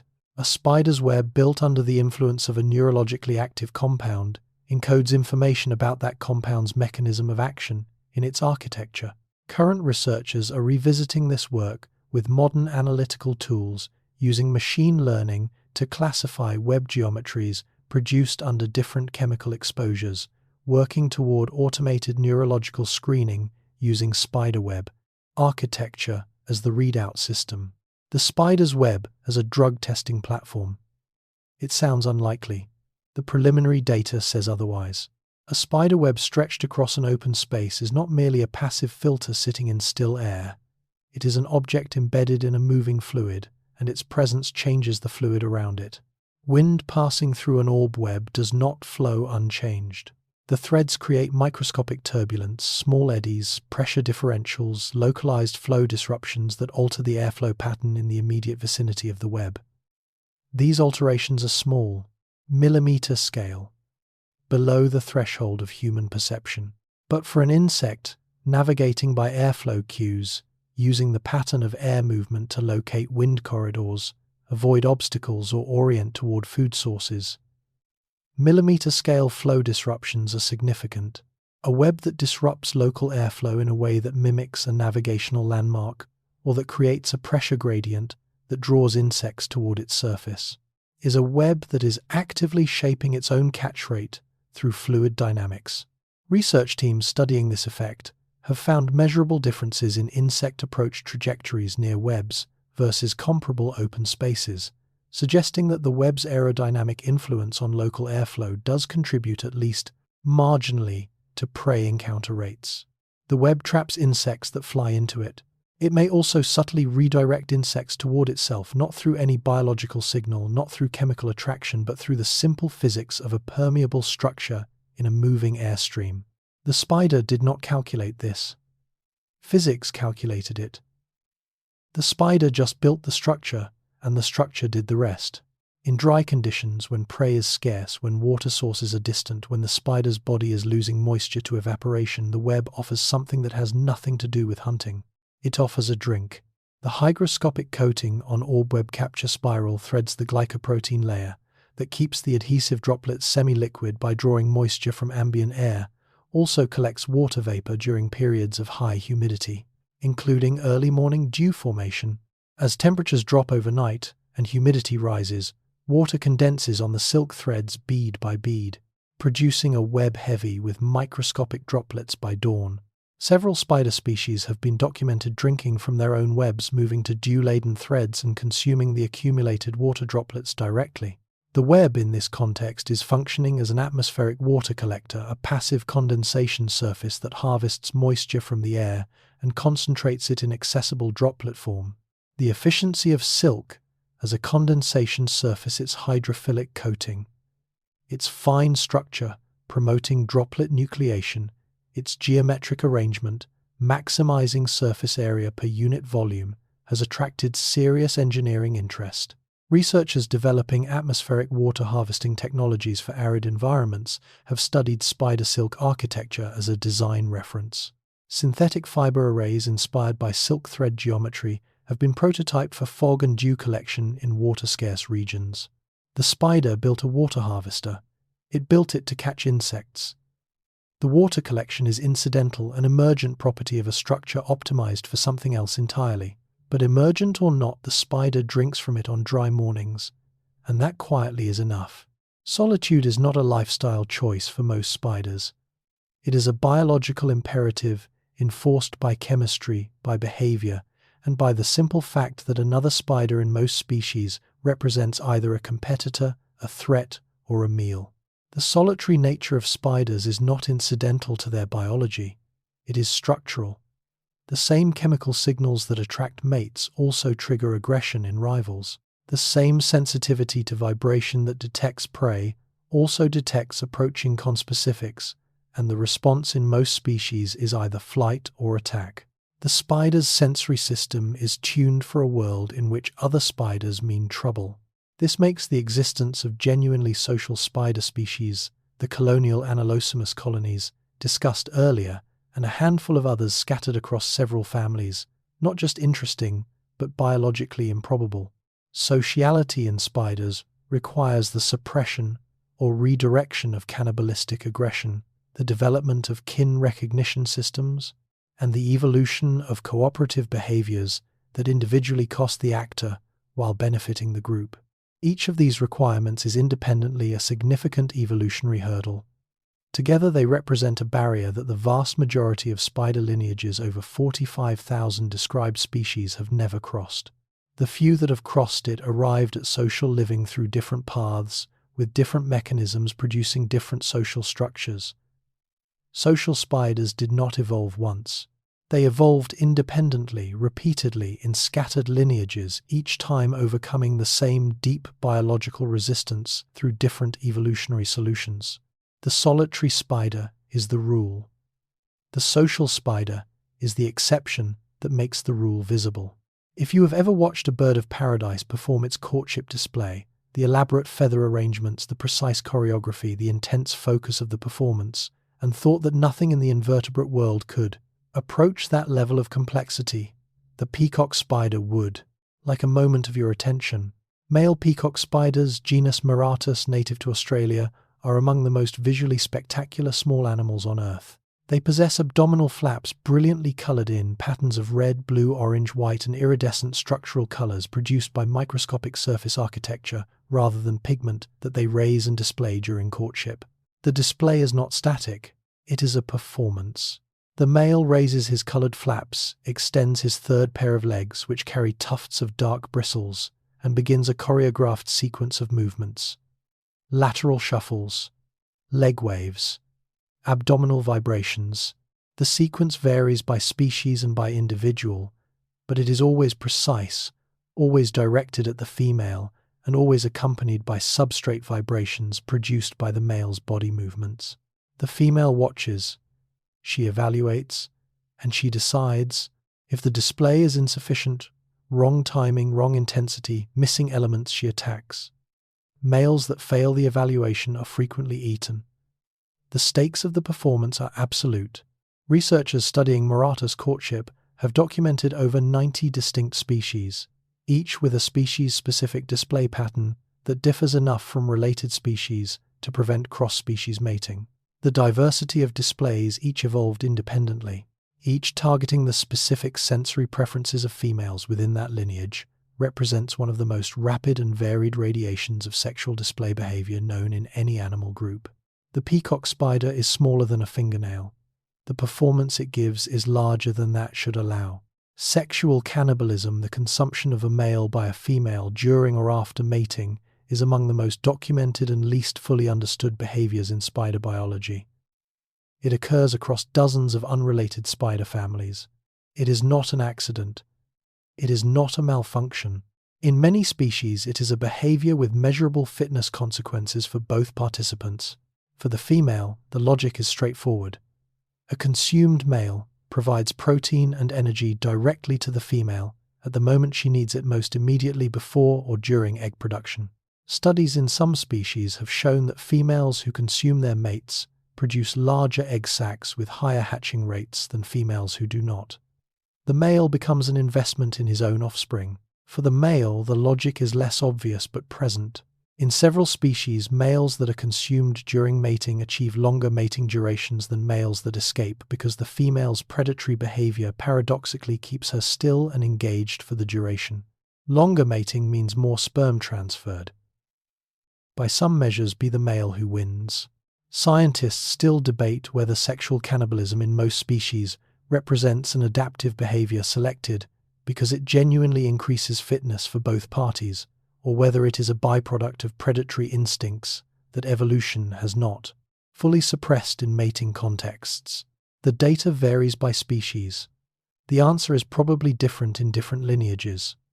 What is consistent is the behavior itself present common and biologically consequential across a remarkable range of spider families. There are many forms of sacrifice in the animal kingdom. Most involve risk. The parent that exposes itself to predators to protect offspring. The worker that defends the colony at cost to itself. These are sacrifices of probability. The animal might die.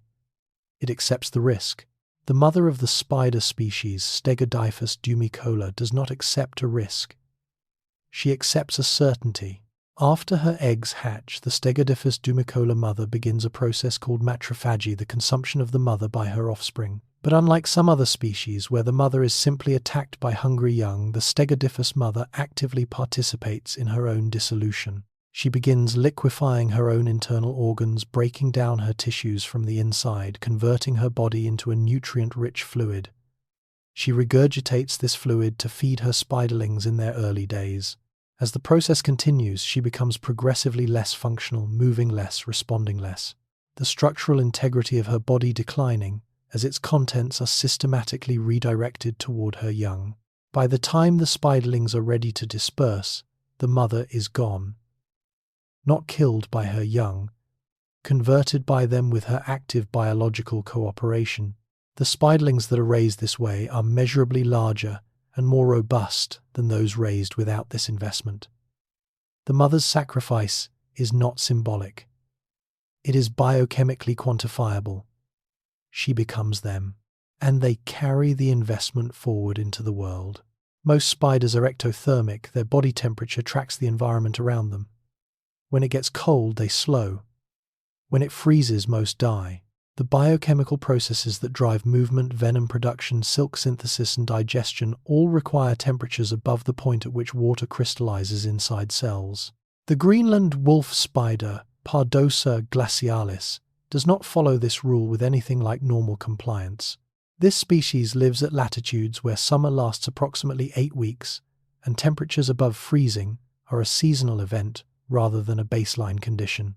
The spider survives winter, not in a warm refuge, but directly in the frozen tundra, exposed to temperatures that drop to levels that would destroy the cellular integrity of most invertebrates within hours.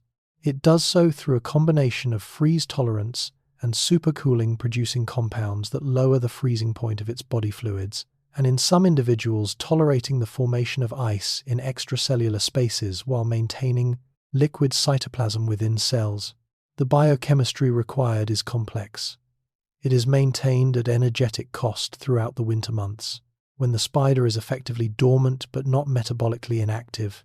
In the brief Arctic summer, The Greenland wolf spider hunts almost continuously the compressed season, demanding a compressed life cycle with courtship, mating, egg production, and juvenile growth all occurring in weeks rather than months. The spider does not experience the luxury of time. It experiences 8 weeks of urgency. And then the freeze returns. And it survives that too. Most animals that we consider long-lived, tortoises, elephants, certain parrots, achieve their longevity through size, low metabolic rate, or some combination of both. Large bodies, slow metabolism, extended lifespan. The tarantula breaks this pattern in interesting ways. Female tarantulas of several species, including the Mexican red-kneed tarantula, Brachypelma hamorii, and the pink-toed tarantula, Avicularia, have documented lifespans exceeding 25 to 30 years in captivity. Some individuals have been recorded at over 30 years. These are not large animals by the standards of long-lived vertebrates. A large female Brachypelma might mass 40 grams. Their longevity appears to be connected to an unusually low metabolic rate, even by spider standards, combined with a strategy of extreme meal infrequency. Adult female tarantulas in the wild can survive for over a year without food, entering a state of reduced metabolic activity during scarcity that approaches without quite reaching true hibernation. Males, by contrast, are dramatically shorter-lived. In most species, males reach sexual maturity, undergo a final molt, after which they cannot molt again, and have a lifespan of months to a few years at most. They spend those months searching for females, often traveling large distances, highly exposed to predation and environmental stress. The female sits. She waits. She metabolizes slowly. She lives for decades. The male moves. He rushes. He burns through his resources at a rate the female never approaches. The difference in their lifespans is, in a quiet way, a story about what urgency costs. Dispersal is a problem every sessile-tending organism faces. You are born somewhere. The resources there are limited. Others of your kind will compete for them. You need to go somewhere else. But you have no wings. No legs capable of meaningful distance. No vehicle. The spiderling solution is elegant in the way that solutions arrived at by 400 million years of pressure tend to be elegant. The spiderling climbs to an elevated point, a grass tip, a fence post, a twig end. It raises its abdomen. It releases silk threads, not a web, not a dragline, but a cluster of fine threads that balloon outward into the air above it. Wind catches the threads. The threads generate lift. The spiderling releases its grip and goes. Ballooning spiders have been collected by aircraft at altitudes exceeding 4,000 meters. They have been found on ships hundreds of kilometers from the nearest coastline. They have colonized volcanic islands within years of eruption, sterilizing the land surface. The dispersal range is relative to the animal's size and locomotive capability extraordinary. The silk threads used for ballooning are not standard dragline silk. They are finer, some among the finest silk threads any spider produces, and are released in sufficient quantity to generate measurable aerodynamic lift on a body weighing fractions of a gram. The spiderling does not choose where it lands. It commits to the air and accepts wherever the air takes it. The risk is absolute. The alternative, staying where resources are depleted and competition is dense, is simply worse. Sometimes the right move is to let go entirely. The spiderling figured this out before we had words for the concept. The statement that spiders have been found 11 kilometers above Earth's surface tends to produce one of two reactions. Either immediate skepticism that seems impossible for an animal that weighs a fraction of a gram, or immediate understanding from anyone who has ever watched a spiderling balloons and grasped the physics of what a silk thread does in moving air. Both reactions are reasonable. The data is real. During upper atmosphere sampling flights, conducted by researchers studying aerial biodiversity, the community of organisms transported by air currents at altitude ballooning spiders have been recovered at altitudes up to approximately 4,000 meters routinely, with isolated recoveries at substantially greater altitudes. The 11-kilometer figure comes from atmospheric sampling data and represents the upper documented range, not the typical dispersal altitude. At these altitudes, air temperatures are well below freezing. Oxygen partial pressure is significantly reduced. UV radiation is elevated. The spiderling in its silk-borne dispersal state survives these conditions for the duration of transit, which may last hours or days depending on air current patterns. Upon landing, wherever landing occurs, the spiderling must immediately begin feeding, as ballooning is energetically costly, and the silk used cannot be easily reclaimed. The first meal after landing determines whether the journey was survivable in the long term, not just the transit itself. Scientists still aren't sure exactly how spiderlings survive the physiological stresses of high-altitude transit: the cold, the reduced oxygen, the radiation exposure. The mechanisms of cold tolerance in small arachnids are studied, but the specific adaptations that allow ballooning spiderlings to survive extended high-altitude exposure are not fully characterized. They go up. They survive things that should not be survivable at their scale, and they come down somewhere new and begin. Winter for a temperate zone spider is not a death sentence. For many species, it is a pause, a metabolic negotiation between the demands of survival and the absence of resources to sustain activity. Some spider species overwinter as eggs. The adult dies with the cold, but the eggs protected in a silk sac survive to hatch in spring. Others overwinter as juveniles, partially grown, metabolically suppressed, tucked into leaf litter, bark crevices, or soil chambers lined with silk. A few species overwinter as adults, maintaining basic physiological function at temperatures just above freezing, emerging on warm winter days to hunt opportunistically when prey becomes briefly available. The physiological mechanisms vary. Some species produce glycerol or other cryoprotective compounds that lower the freezing point of their body fluids. Others rely on supercooling, maintaining body fluids in a liquid state below the normal freezing point by eliminating ice-nucleating particles from their tissues. A few appear to tolerate limited intracellular ice formation through mechanisms that are still being characterized. What is consistent across these strategies is the precision of the transition. Spiders do not simply slow down when it gets cold and speed up when it warms. They shift between physiological states: active, suppressed, hibernating in response to temperature photoperiod and internal condition signals, each shift managed by biochemical cascades that prepare the body for what is coming. The spider does not dread winter. It prepares for it, survives it, and resumes as if the cold was not an interruption of life but a scheduled part of it. Among the thousands of spider species studied by researchers, one stands apart as a subject of cognitive investigation in a way that would have seemed implausible a generation ago. Portia, a genus of jumping spider found across Africa, Asia, and Australia, hunts other spiders exclusively, and the strategies it employs to do so have generated serious academic discussion about the nature of planning, problem-solving, and possibly the researchers are careful with this word reasoning in an animal whose brain is smaller than a pinhead. Portia approaches web-building spiders by generating vibrations on the web that mimic the signals of prey or potential mates, luring the resident spider into a position favorable for attack. The mimicry is not fixed. If a particular signal does not produce the desired response, Portia changes it, trying different vibration patterns, adjusting timing and intensity until it finds one that works. This trial-and-error signal adjustment has been interpreted as a form of flexible problem-solving, not a fixed behavioral sequence, but an exploratory process that adjusts based on feedback. More striking still are the detour experiments. Presented with a route to prey that requires first moving away from the prey, taking a path that temporarily increases distance before eventually arriving at the target, Portia successfully selects the correct detour. It moves away from what it wants in order to get it. Whether this constitutes planning in any philosophically meaningful sense, whether Portia forms a representation of the goal and selects actions relative to that representation, scientists still debate carefully with appropriate uncertainty.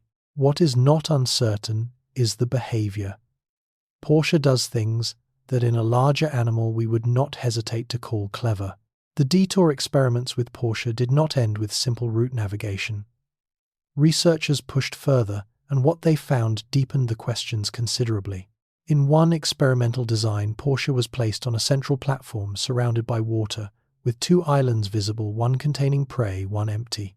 To reach the prey island, the spider had to first descend from the platform, move along a path that took it out of visual contact with both islands, navigate through a junction offering multiple route choices, and arrive at the correct island, the one it had seen from the platform before beginning the journey.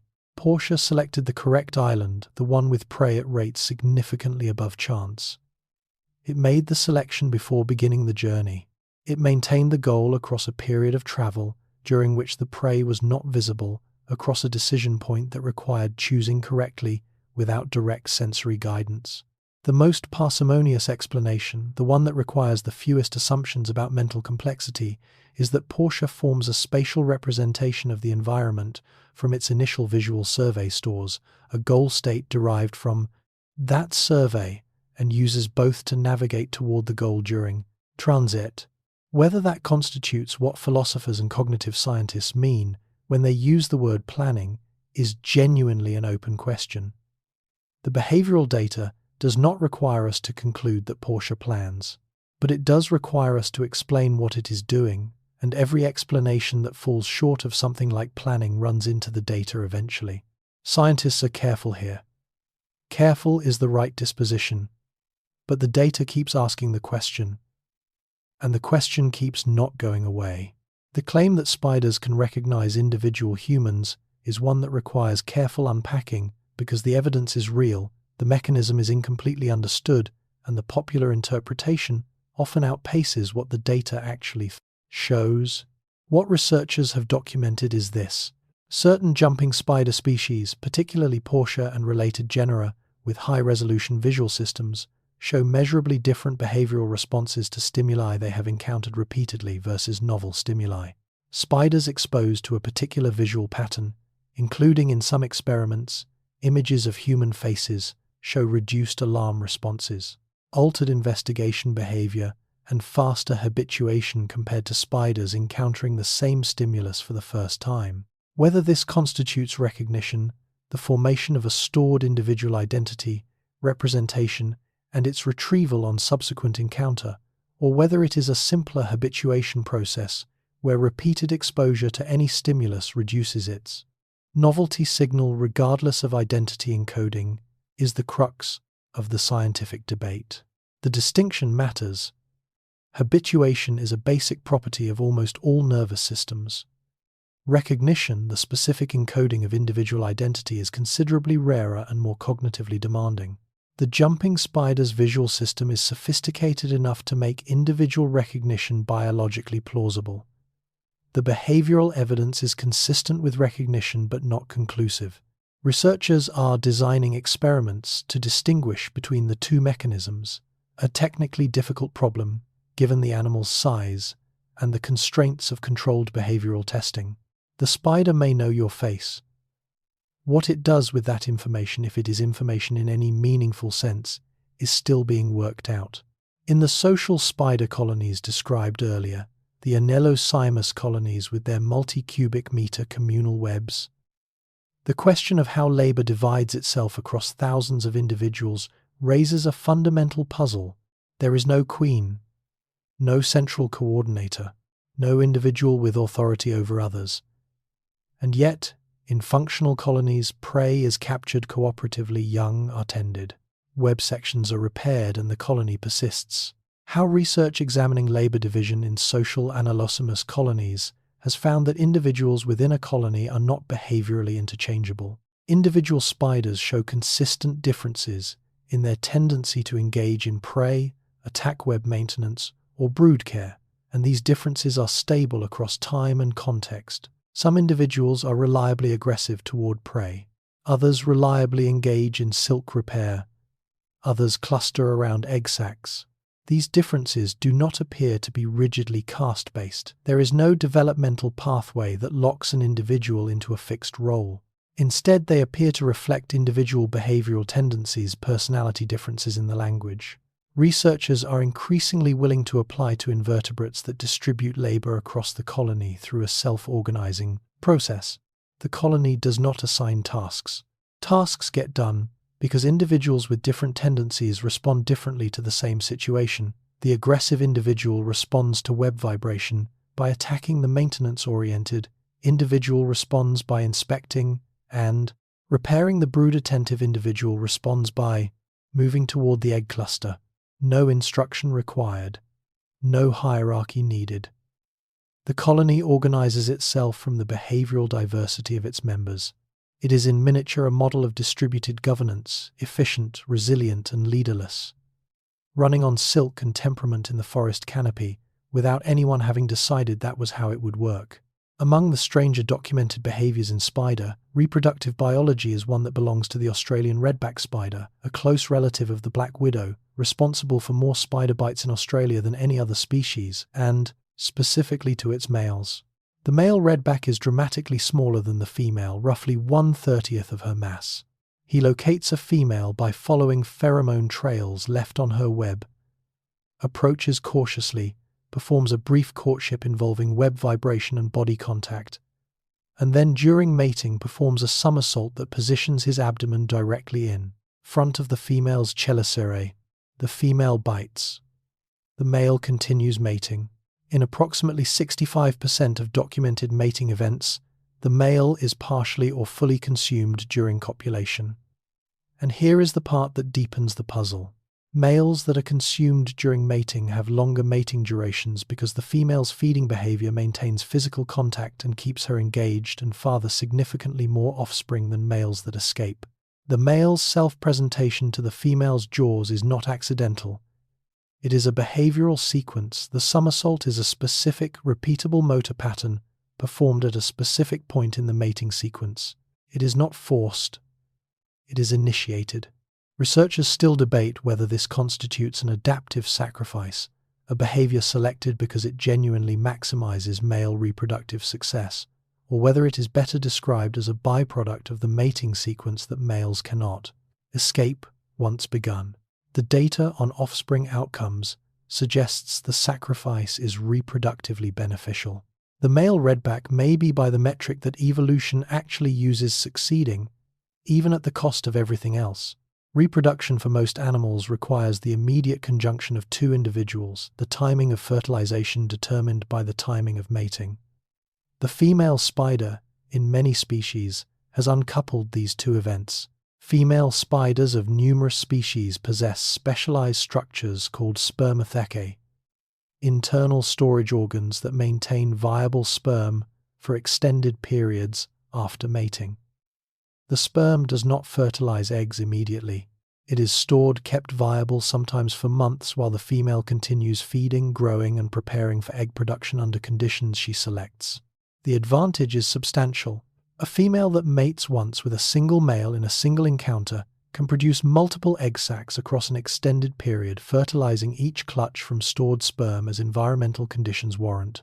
She is not dependent on the presence of a male at the moment she is ready to lay. She carries the genetic contribution forward in time, releasing it when conditions are optimal. In some species, females can store sperm from multiple males simultaneously, maintaining genetic material from several mates in separate spermathecae, with the ability to bias fertilization toward one male's contribution over another's through mechanisms that are still being characterized. This represents a form of post-mating sexual selection. The female's reproductive choices do not end at mating. They continue internally through a process of sperm management that influences paternity outcomes without any further interaction with the males involved. The male mates. He may never know what the female decided to do with what he contributed. That decision was always hers. In the deepest cave systems of the world, the lightless, resource-scarce, thermally stable chambers that descend hundreds of meters below the surface, spider life persists. Adapted, reduced, strange, cave-adapted spiders found in karst cave systems across Europe, North America, Asia, and the tropics have followed the evolutionary path that prolonged darkness and food scarcity consistently produce. Eyes reduced or absent, the metabolic cost of maintaining functional visual systems in permanent darkness is not recoverable in an environment where light carries no information. Body pigmentation reduced or absent, melanin synthesis costs energy and provides no benefit where no predator hunts by color. Legs elongated in some cave species to extraordinary proportions relative to body size. increasing the radius of vibration and chemical detection without requiring active movement across the substrate. The cave spider sits still, leg tips spread across a larger sensory field, waiting for the rare prey item that wanders into range. Metabolic rates in cave spider species are measurably lower than in closely related surface species. A physiological adjustment to an environment where meals may be separated by weeks or months. Growth rates slow, reproductive rates slow. Lifespans in many cave species extend dramatically. The cave spider lives slowly in the dark in a world defined by absence, no light, scarce food, rare contact with others of its kind. And it persists, adapted over thousands of generations to an environment that would read to a surface-dwelling spider as a description of deprivation. To the cave spider, it is simply home. The jumping spider's visual system has been described in these facts as exceptional. The principal eyes provide high-resolution binocular forward-facing vision. The secondary eyes provide wide-field motion detection. Together they produce a comprehensive visual picture of the environment around the spider, but there is a constraint. The principal eyes, for all their resolution, have an extremely narrow field of view, perhaps 5 degrees of arc. To see something outside that narrow window at high resolution, the spider must rotate the eye or rotate its body. The jumping spider rotates the eye. The retina of the principal eye sits on a movable tube inside the eye structure, driven by 4 tiny muscles that can pan the retinal field independently of the spider's body orientation.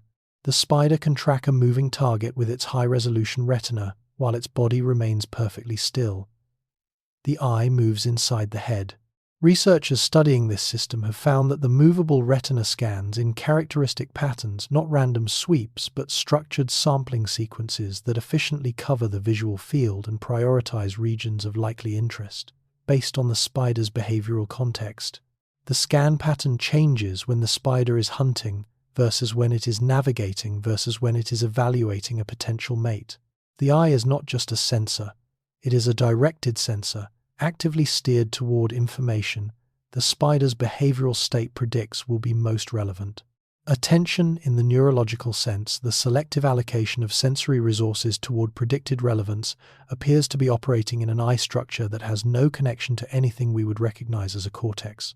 The jumping spider pays attention with its eyes, in its head, without a brain that should be able to do that. The brain of a jumping spider is by any conventional metric tiny. The entire cephalothorax, the fused head and thorax region that contains the brain, is the size of a sesame seed in most species. The brain itself occupies a fraction of that volume. And yet, in small jumping spider species, the brain is so large relative to the available space that it overflows the cephalothorax, entirely extending down into the legs. This is not metaphor. Researchers using micro-CT scanning on small portia and related species have found that neural tissue fills not just the cephalothorax, but extends through the pedicel, the narrow waist connecting cephalothorax to abdomen and into the tae. Proximal segments of the legs, the leg cavities, contain brain.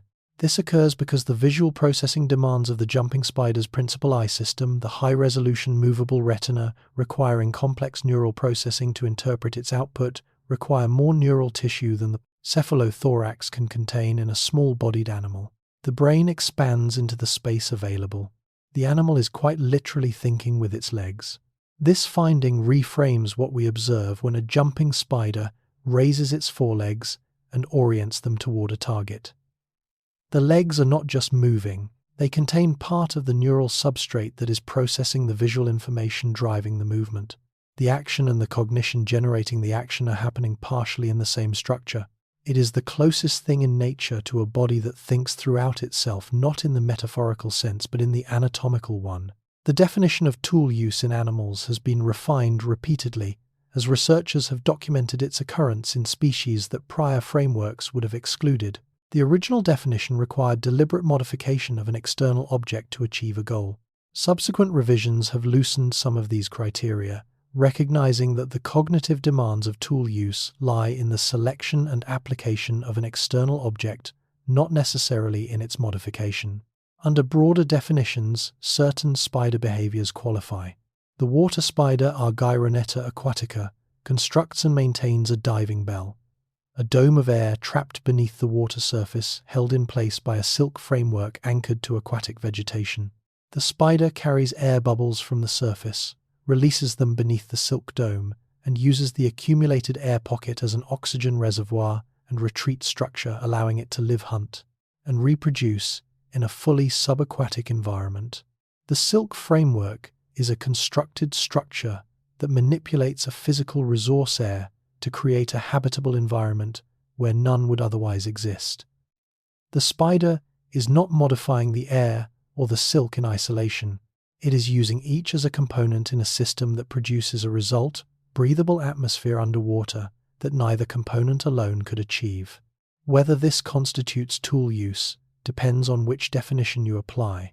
What it unambiguously constitutes is environmental engineering, the deliberate modification of the physical environment to meet biological needs, which by any definition represents something remarkable in an invertebrate whose brain fits in a sesame seed. The water spider built its own habitat, underwater, out of air and silk, and it lives there. To grow, a spider must shed its skin. Not a partial shed, not a gradual replacement, a complete whole-body molt of the entire exoskeleton. Everything that is external must come off.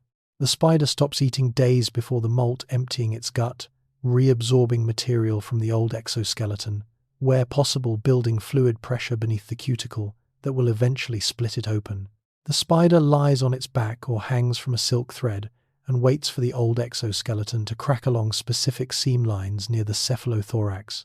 Then, over minutes to hours, depending on species and size, the spider emerges. It pulls itself free of the old exoskeleton legs, fangs the lining of its book, lungs the lining of its digestive tract, the clear lens covers of its eyes. All of it comes away with the shed skin. The spider that emerges is initially soft, pale, vulnerable, every hard structure temporarily without rigidity, every joint temporarily without resistance.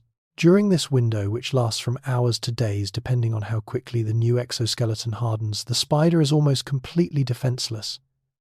It cannot bite effectively. It cannot run at full speed. It cannot produce silk normally. It is in the precise biological sense exposed. Yet it is also in this window capable of regenerating lost limbs. A leg lost to a predator, a web tangle, or a rival will regrow incomplete at first, achieving full size across subsequent molts. The molt is a crisis and an opportunity simultaneously. A moment of absolute vulnerability that is also the only moment when damage can be undone. The spider enters it anyway, every time it needs to grow. 400 million years. That number appears in this script repeatedly, and it should, because it is the kind of number that requires sitting with before it becomes anything other than an abstraction. Modern humans, anatomically similar to us in every meaningful way, have existed for approximately 300,000 years. Agriculture is roughly 10,000 years old. The oldest known cities are perhaps 6,000 years old. The entire span of recorded human history fits inside a sliver of time so thin relative to the spider's tenure on this planet that it would not be visible if the 400 million years were drawn as a line across a standard room. The spider was already ancient when the first forests appeared. It watched the Carboniferous coal swamps rise and fall. It survived the Permian extinction, the most catastrophic biodiversity collapse in Earth's history, which eliminated over 90% of marine species and over 70% of terrestrial vertebrate species. It survived the asteroid impact that ended the Cretaceous. It was present in some recognizable form before the first flower evolved, meaning it had been a functioning predator for tens of millions of years before the flowering plants that now dominate Earth's land surface existed. The spider did not endure these events by being rigid. It endured them by being adaptable, changing body plans, hunting strategies, silk types, and ecological roles across geological time, while maintaining the core architecture that works. 400 million years is not a number about age. It is a number about resilience, about a design so fundamentally sound that the planet's most extreme historical events could not improve on it by eliminating it. The spider is here because nothing that has ever happened to this planet has been sufficient to make it not worth being a spider. The oldest known spider fossil, Attacopus fimbriunguis, dates to approximately 380 million years ago, recovered from Devonian deposits in New York State. It preserves silk-producing structures, which means that from the very beginning of the spider fossil record, silk was already present. The spider did not evolve and then develop silk. It arrived in the fossil record already using it. This tells us that whatever evolutionary precursor gave rise to spiders, the lineage that became the order Arachnids had already solved the silk production problem before anything we would recognize as a spider existed. The silk glands, the spinnerets, the behavioral programs for silk use, all of these predate the spider itself in some ancestral form. What is equally striking is what was absent from the world when Atacopus was alive. Dinosaurs would not appear for another 150 million years. The first reptiles were still tens of millions of years in the future. The land surface of Earth was dominated by early vascular plants, primitive ferns, and club mosses, and the first insects were just beginning to diversify into the terrestrial ecosystems that spiders would eventually shape. The spider arrived before its prey had fully diversified. It arrived before the ecosystems it would come to inhabit had fully formed. And it waited, evolving alongside the insects, alongside the plants, alongside the vertebrates, adapting to each new world as it emerged, never quite becoming obsolete, never quite finding a set of conditions that made the spider's fundamental approach to living unworkable. The first flower bloomed into a world that already had spiders in it. It has never known anything else. The calculation is difficult to make with precision, and the researchers who have attempted it are careful to present it as an estimate rather than an established figure. But the estimate is striking enough that its uncertainty does not diminish its significance. Spiders, collectively across all 45,000 described species, across all the habitats they occupy, consume an estimated 400 to 800 million metric tons of prey per year. The majority of this prey is insects and other arthropods. Total human food consumption, all food of all types consumed by all approximately 8 billion humans on Earth, is estimated at approximately 400 million metric tons per year. The numbers overlap. They may be comparable. They may, depending on which estimates are used and how the calculations are structured, show spiders consuming more than humanity eats. In total biomass terms, per year. This is not a statement about individual spiders.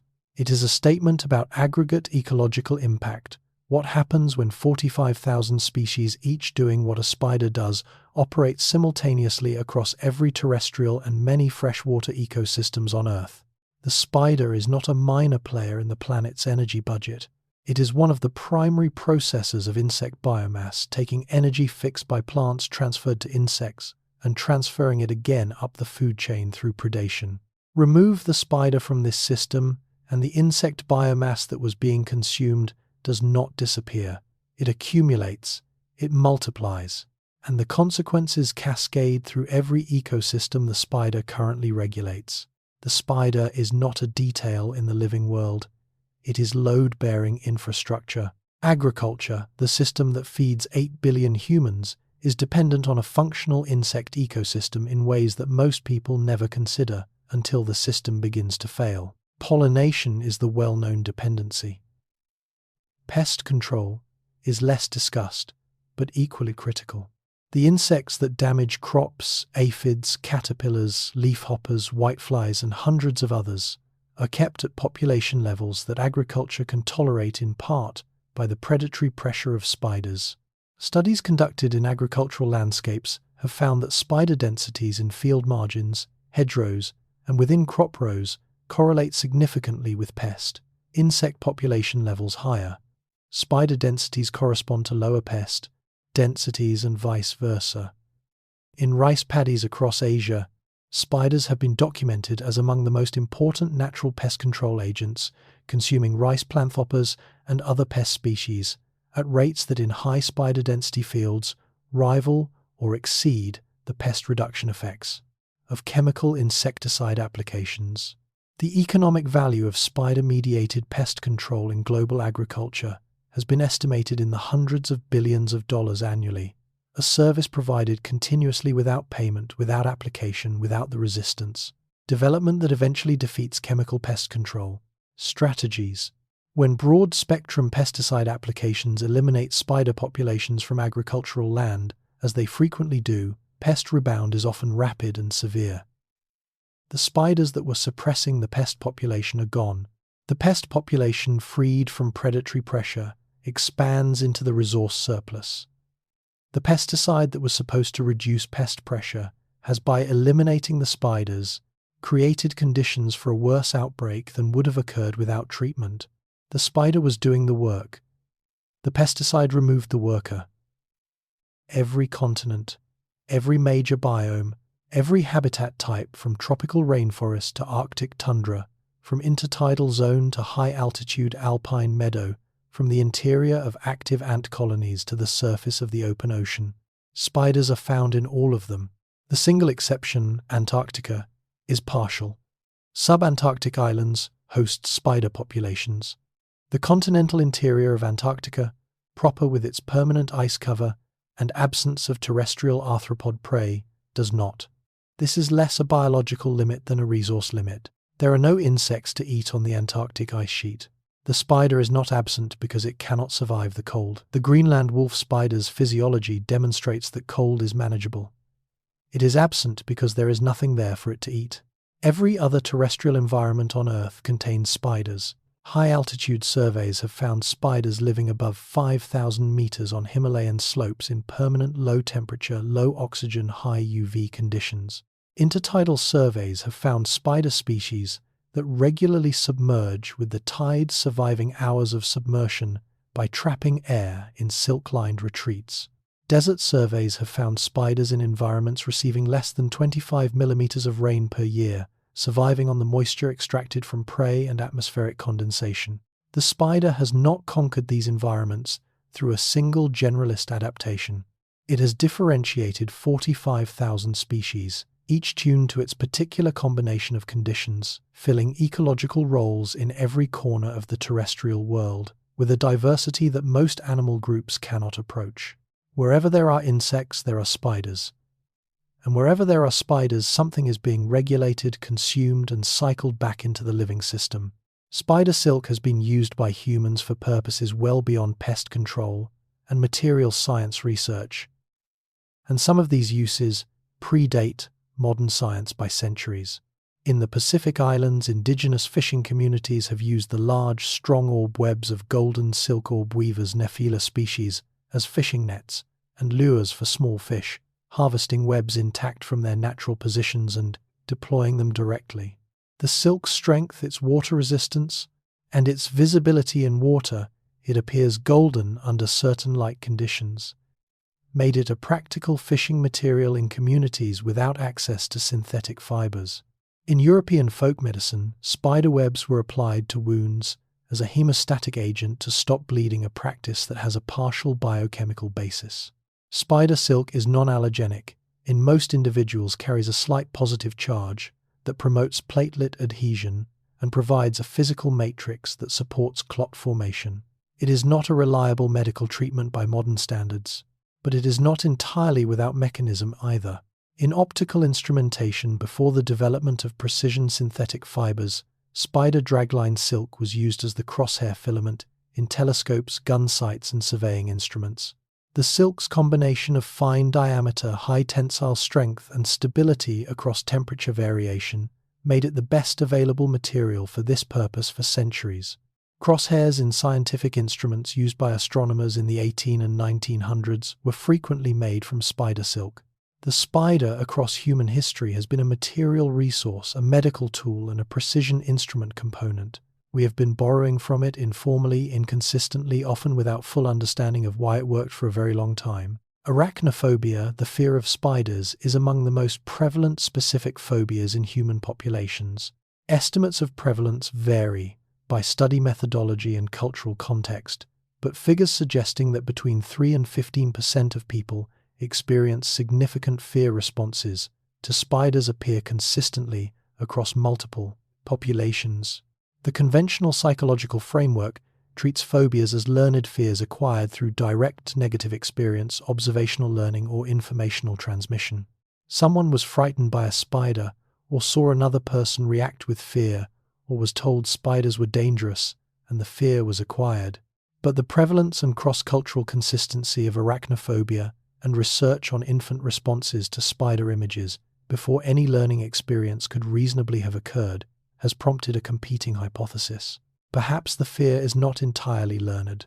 Perhaps there is a biological preparedness, a pre-wired tendency to acquire fear responses to spiders more readily than to other stimuli that reflects ancestral selection pressure. In environments where venomous spiders were a consistent cause of injury and death over evolutionary time, individuals who acquired fear of spiders rapidly, even from minimal exposure, would have avoided bites more reliably than those who required extensive negative experience to develop the same response. The rapid fear acquisition would have been adaptive. The hypothesis is contested. The evidence is suggestive rather than conclusive. Scientists still debate the relative contributions of biological preparedness and cultural learning to arachnophobia's prevalence.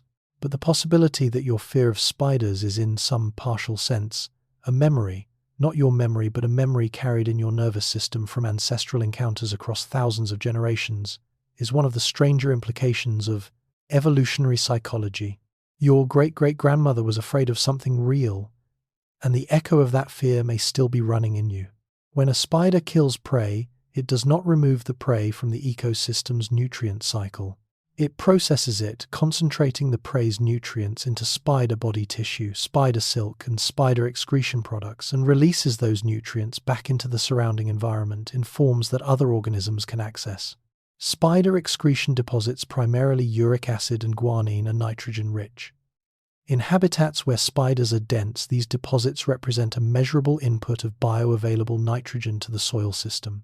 Studies in grassland and forest ecosystems have documented soil nitrogen enrichment in areas of high spider activity, a contribution that, while smaller than the nitrogen cycling performed by decomposers and nitrogen-fixing bacteria, is a consistent and previously underappreciated component of local nutrient budgets.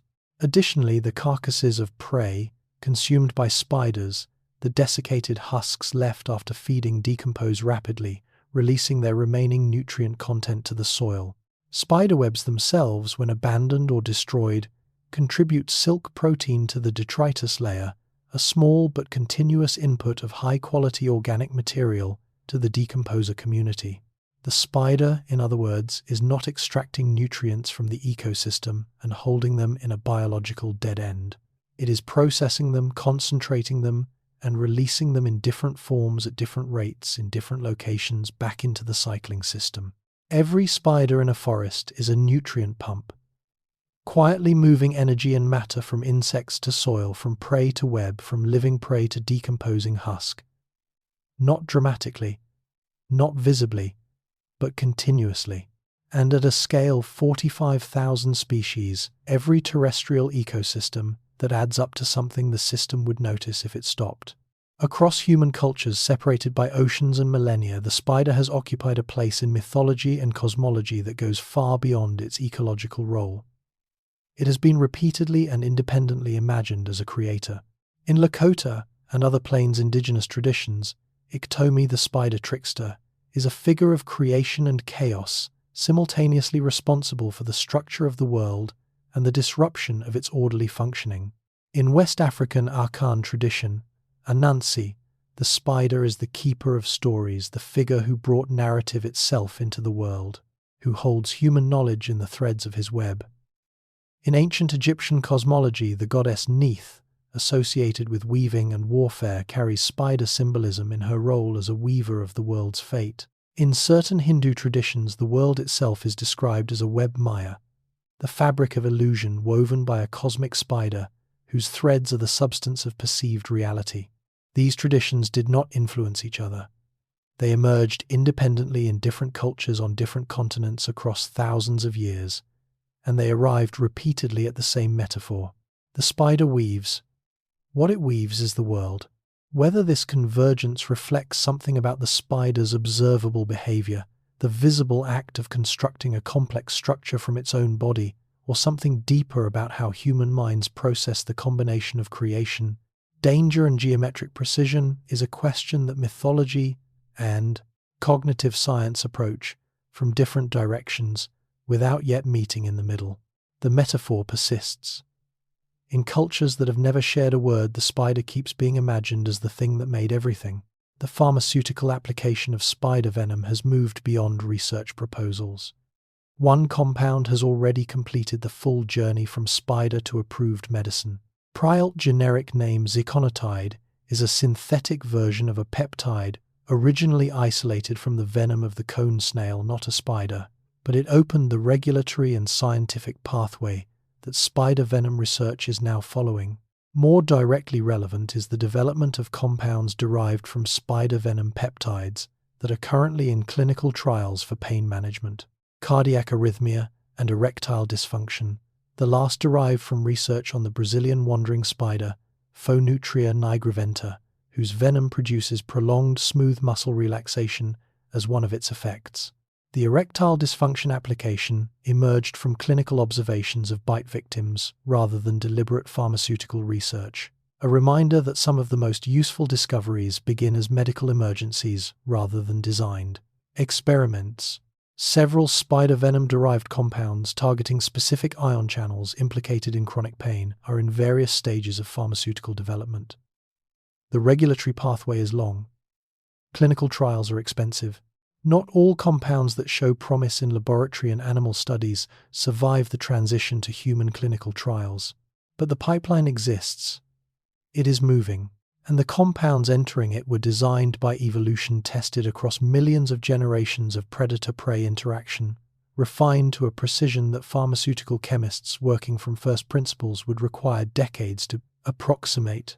The spider did not know it was doing drug development, but 400 million years of chemistry aimed at disabling living nervous systems with maximum precision and minimum wasted effort turns out to be an excellent starting point for medicine. The venom that evolved to stop things is becoming compound by compound, something that helps things keep going. There is a number that appears in ecological literature with enough frequency that it has acquired the status of a benchmark, a reference point against which the significance of other ecological actors is measured. In the 1990s, ecologist Martin Niffler began a systematic effort to calculate the annual prey consumption of the global spider community, not as a thought experiment, but as a rigorous ecological accounting exercise drawing on field density estimates, consumption rate data, and biome-specific calculations across all major terrestrial ecosystems. The result, refined and updated across subsequent decades of research, suggests that the global spider community consumes somewhere between 400 and 800 million metric tons of prey annually. More recent estimates, incorporating improved density data from previously understudied tropical regions, push toward the higher end of that range.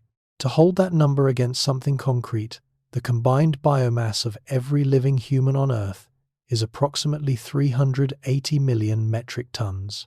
The spider community in a single year may process more biomass in prey consumption than the total mass of every person alive. This is not offered as a competition. It is offered as a scale indicator, a way of feeling rather than merely understanding the ecological mass that spiders move through the living system each year. The insects consumed become spider tissue, spider silk, spider eggs, spider excretion. Each of those becomes something else in turn, cycling through soil and plant and predator in the long loop that keeps terrestrial ecosystems processing energy and matter without accumulation and collapse. The spider is not at the edge of this system.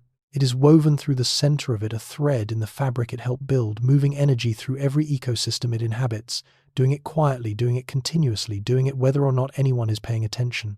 If you removed spiders from Earth tomorrow, not gradually, not partially, but completely and instantaneously, the consequences would not be immediate in ways most people would notice.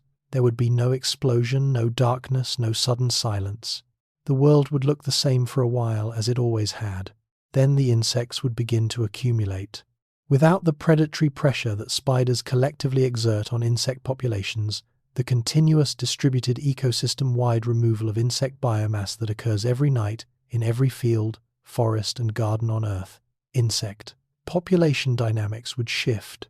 Herbivorous insect species freed from a significant source of mortality would expand. The crops that those insects damage would suffer greater losses. The plants that those insects consume beyond agricultural settings would experience greater pressure. The birds, bats, and larger predators that rely on insect prey and that currently share their prey base with spiders would face a restructured food web. Ecologists are careful about predicting cascades. The living world is complex enough that confident predictions about second and third order effects of major perturbations are rarely fully accurate. What can be said with confidence is that the removal of any group that currently processes 400 to 800 million metric tons of prey per year would produce perturbations that the system would have to absorb, and that some of those perturbations would be damaging to the agricultural and ecological systems that humans depend on. The spider's presence is not a detail. It is a structural condition, a load-bearing element in the architecture of the living world that most people walk through every day without knowing it is there, holding weight, doing work, asking for nothing in return. In the summer of 2012, a team of researchers led by Fritz Vollrath at Oxford published findings on the acoustic properties of spider silk, specifically on how silk threads transmit vibration signals across a web, and how the mechanical properties of silk can be tuned to selectively transmit certain frequency ranges while attenuating others. The paper was read by engineers working on structural health, monitoring the field concerned with detecting damage, stress, and failure in large structures like bridges and aircraft, and by musicians interested in the acoustic properties of natural fiber instruments. Both communities found something useful.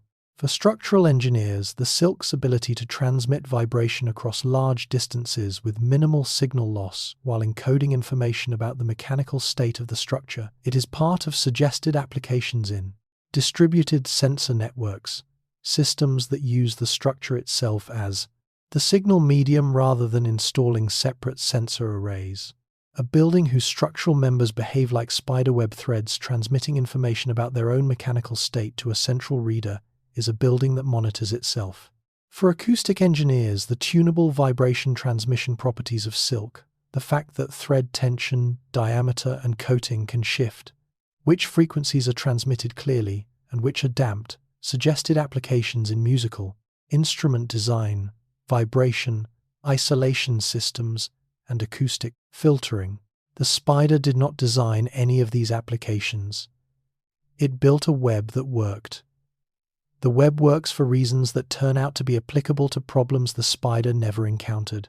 That is the nature of deep engineering solutions arrived at under one set of constraints that prove generative far beyond their original context. The spider's solutions keep finding new problems to solve because the solutions are fundamentally good ones. Among the things the spider teaches, if we are willing to learn from a creature we have spent most of human history fearing, dismissing, or sweeping from the corners of our homes, is something about the relationship between patience, precision. The trapdoor spider waits. For days. For weeks. Without visible restlessness, without audible complaint, without any behavioral signal that the waiting is experienced as anything other than the correct state for the moment. When the moment comes when the tripline signals the right kind of contact, the precision is absolute. No hesitation, no recalibration.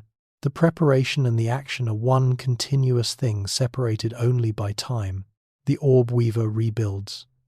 Every night, the same web or nearly so from the same material in the same location serving the same function, without frustration at the repetition, without creative deviation for its own sake. Without abandoning the approach because it has not yet produced extraordinary results on any particular night. The web is built. The web works. The web is rebuilt. The jumping spider plans. It scouts. It takes detours. It tries signals that fail and changes them until it finds ones that work. It brings to each encounter a version of attention-directed, flexible, responsive, that in a larger animal with a larger brain we would recognize without hesitation and call intelligence. None of these spiders knows it is demonstrating anything. None of them is performing for an audience. They are simply doing with complete fidelity what 400 million years of iterative refinement has made them. What they demonstrate for those willing to watch is that patience is not passive, precision is not cold, And intelligence, whatever it ultimately is, does not require the kind of brain we assumed it did. The web, at its most fundamental level, is a body extended into space. The spider does not merely inhabit a web, it is in a functional sense continuous with it, the silk threads produced from its body, anchored by structures produced from its body, transmitting information back to its body through the same sensory apparatus that built them. The boundary between the spider and the web is anatomical but not functional. The web is not a tool the spider carries. It is a part of the spider that lives outside the spider's skin. This makes the spider, in a quiet way, one of the few animals on Earth that routinely exists in two places simultaneously. The body sits at the hub, compact, still metabolically conservative. The web extends outward across space into the flight paths of prey, into the air currents that carry information about wind and weather, into the ground-level terrain where walking prey moves. The spider occupies both at once. What the web catches the spider knows. What touches the web the spider feels. What changes in the web, a broken thread, a shifted anchor, a pattern of vibration that has no precedent the spider responds to because the web state is the spider's state. They are not separate systems communicating. They are one system expressed across two forms of matter. We have spent centuries looking at the web and seeing the spider's tool. It may be more accurate and more honest to the biology to see it as the spider's body, larger than the animal at its center, woven from the animal at its center, alive in the functional sense that matters because the animal at its center is alive. The web does not belong to the spider. It is the spider, stretched into the world. The spider has survived 5 mass extinction events. This is not an exaggeration and not a metaphor. The geological record, imperfect as it is, supports the persistence of arachnid lineages, including proto-spider forms across the 5 major extinction boundaries that punctuate the history of complex life on Earth. The Ordovician extinction, the late Devonian extinction, the Permian extinction, the worst of all, the one that took 96% of marine species and 70% of terrestrial vertebrate species, the Triassic extinction, the Cretaceous-Paleogene extinction that ended the dinosaurs. Through all of them, in some form, the spider persisted. This is not luck alone, or rather, if it is luck so consistent across 5 independent catastrophic events that it begins to look like something other than luck. The spider's persistence through mass extinctions reflects features of its biology that confer resilience across a remarkable range of catastrophic conditions. Small body size, less resource demand per individual during periods of scarcity. Dietary flexibility, capable of surviving on different prey types as community compositions shift after extinction events. Reproductive efficiency, rapid population recovery from low densities once conditions improve. Physiological tolerance, demonstrated capacity to survive cold, heat, desiccation, hypoxia, and radiation at levels that eliminate less tolerant lineages. The spider does not survive catastrophe by being invulnerable. It survives by being, in the precise biological sense, difficult to completely eliminate under a very wide range of conditions. 5 times the world ended for most of the things alive in it. 5 times the spider was there when it began again. There is something worth sitting with in the fact that the creature most associated in human culture with fear, with darkness, with the uncanny, is also one of the primary architects of the living world's stability. The spider in the corner of the room is not an anomaly.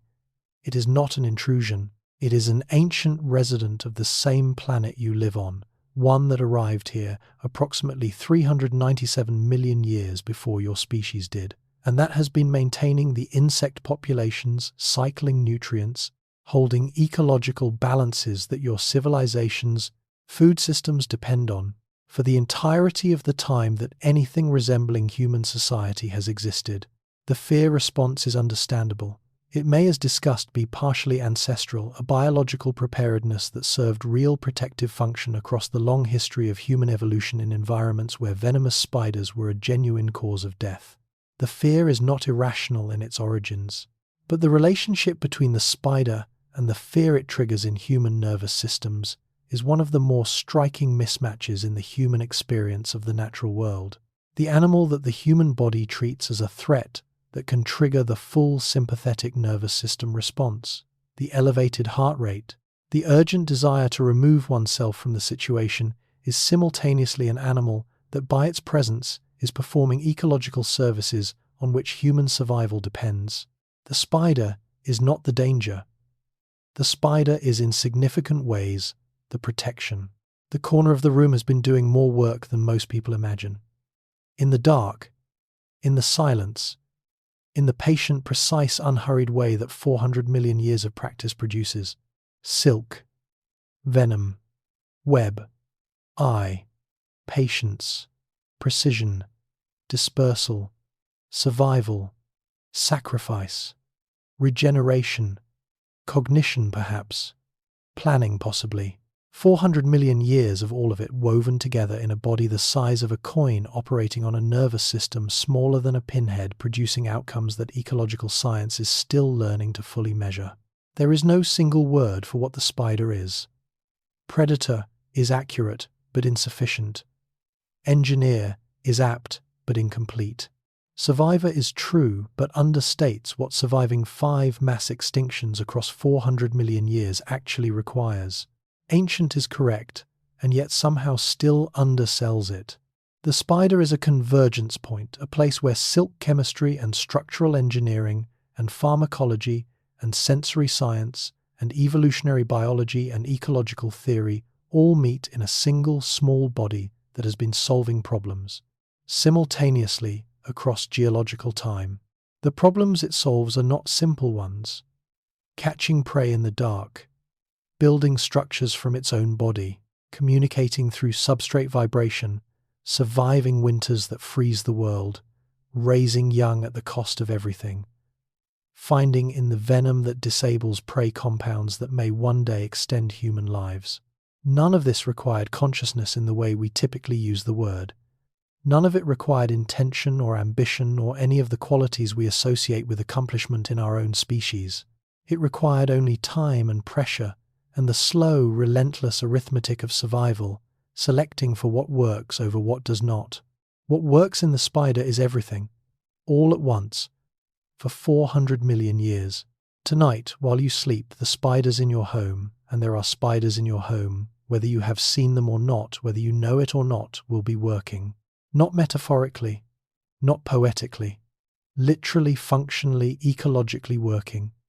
Moving through the dark along silk drag lines, sensing vibration through slit sensilla in their legs, detecting prey by the characteristic frequency signature of its movement, catching insects that in aggregate represent a non-trivial portion of the arthropod biomass that would otherwise accumulate in your living space. The house spider Tegenaria domestica and its relatives evolved in association with human structures long enough ago that it is now considered a commensal species, one that has adapted to human-built environments so thoroughly that it exists, in a specialized ecological relationship with them present, wherever humans build enclosed structures, performing pest control functions that the built environment would otherwise lack. It did not choose this role. It followed the warmth, the shelter, the reliable prey supply that human buildings provide. And having found those things, it stayed generation after generation, adapting its web placement to the corners and structural features of buildings rather than vegetation and rock faces, adjusting its prey preferences to the species of insects that share human indoor environments. The spider in the corner of your home is not there by accident. It is there because your home is a good place for a spider, warm, sheltered, full of the small flying insects that emerge from drains and windows and the gaps in the doorframe. The spider is doing what spiders have always done. It is just doing it inside your walls instead of inside a forest. It is, in the fullest sense of the word, a neighbor, an old one. There is a thread, and the metaphor is unavoidable and earned, that runs from the Devonian period to tonight. It begins with a creature producing silk in a world that has no flowers, no dinosaurs, no grass, no birds, a world of ferns and early insects and shallow seas, 380 million years before anything resembling us would walk on. The thread runs through every extinction, every ice age, every reconfiguration of continent and ocean and atmosphere that the planet has put itself through in the intervening time. It runs through the Carboniferous forests, through the first deserts, through the early flowering of the angiosperms, through the rise and fall of every dominant fauna the Mesozoic produced. It runs through the asteroid impact, through the long recovery, through the emergence of grasslands and the mammals that spread across them. It runs through the arrival of our own species, bewildered, curious, fearful, inventive, and through every civilization we have built since then. The thread does not break. It stretches. It repairs itself. It is rebuilt each night from the same biological source in the same geometry for the same purposes, because those purposes have never become obsolete and the thread has never become unnecessary. Tonight, somewhere near you, a spider is building. It is not thinking about 400 million years. It is not aware of the weight of what it represents, or the scale of what its kind has survived, or the quiet enormity of the ecological role it fills without knowing it fills anything at all. It is simply building, thread by thread, in the dark, with the patience of something that has never needed to hurry because it has always eventually been here. The silk goes out, the anchor holds, the web takes shape, and the world for another night holds together. Sleep well.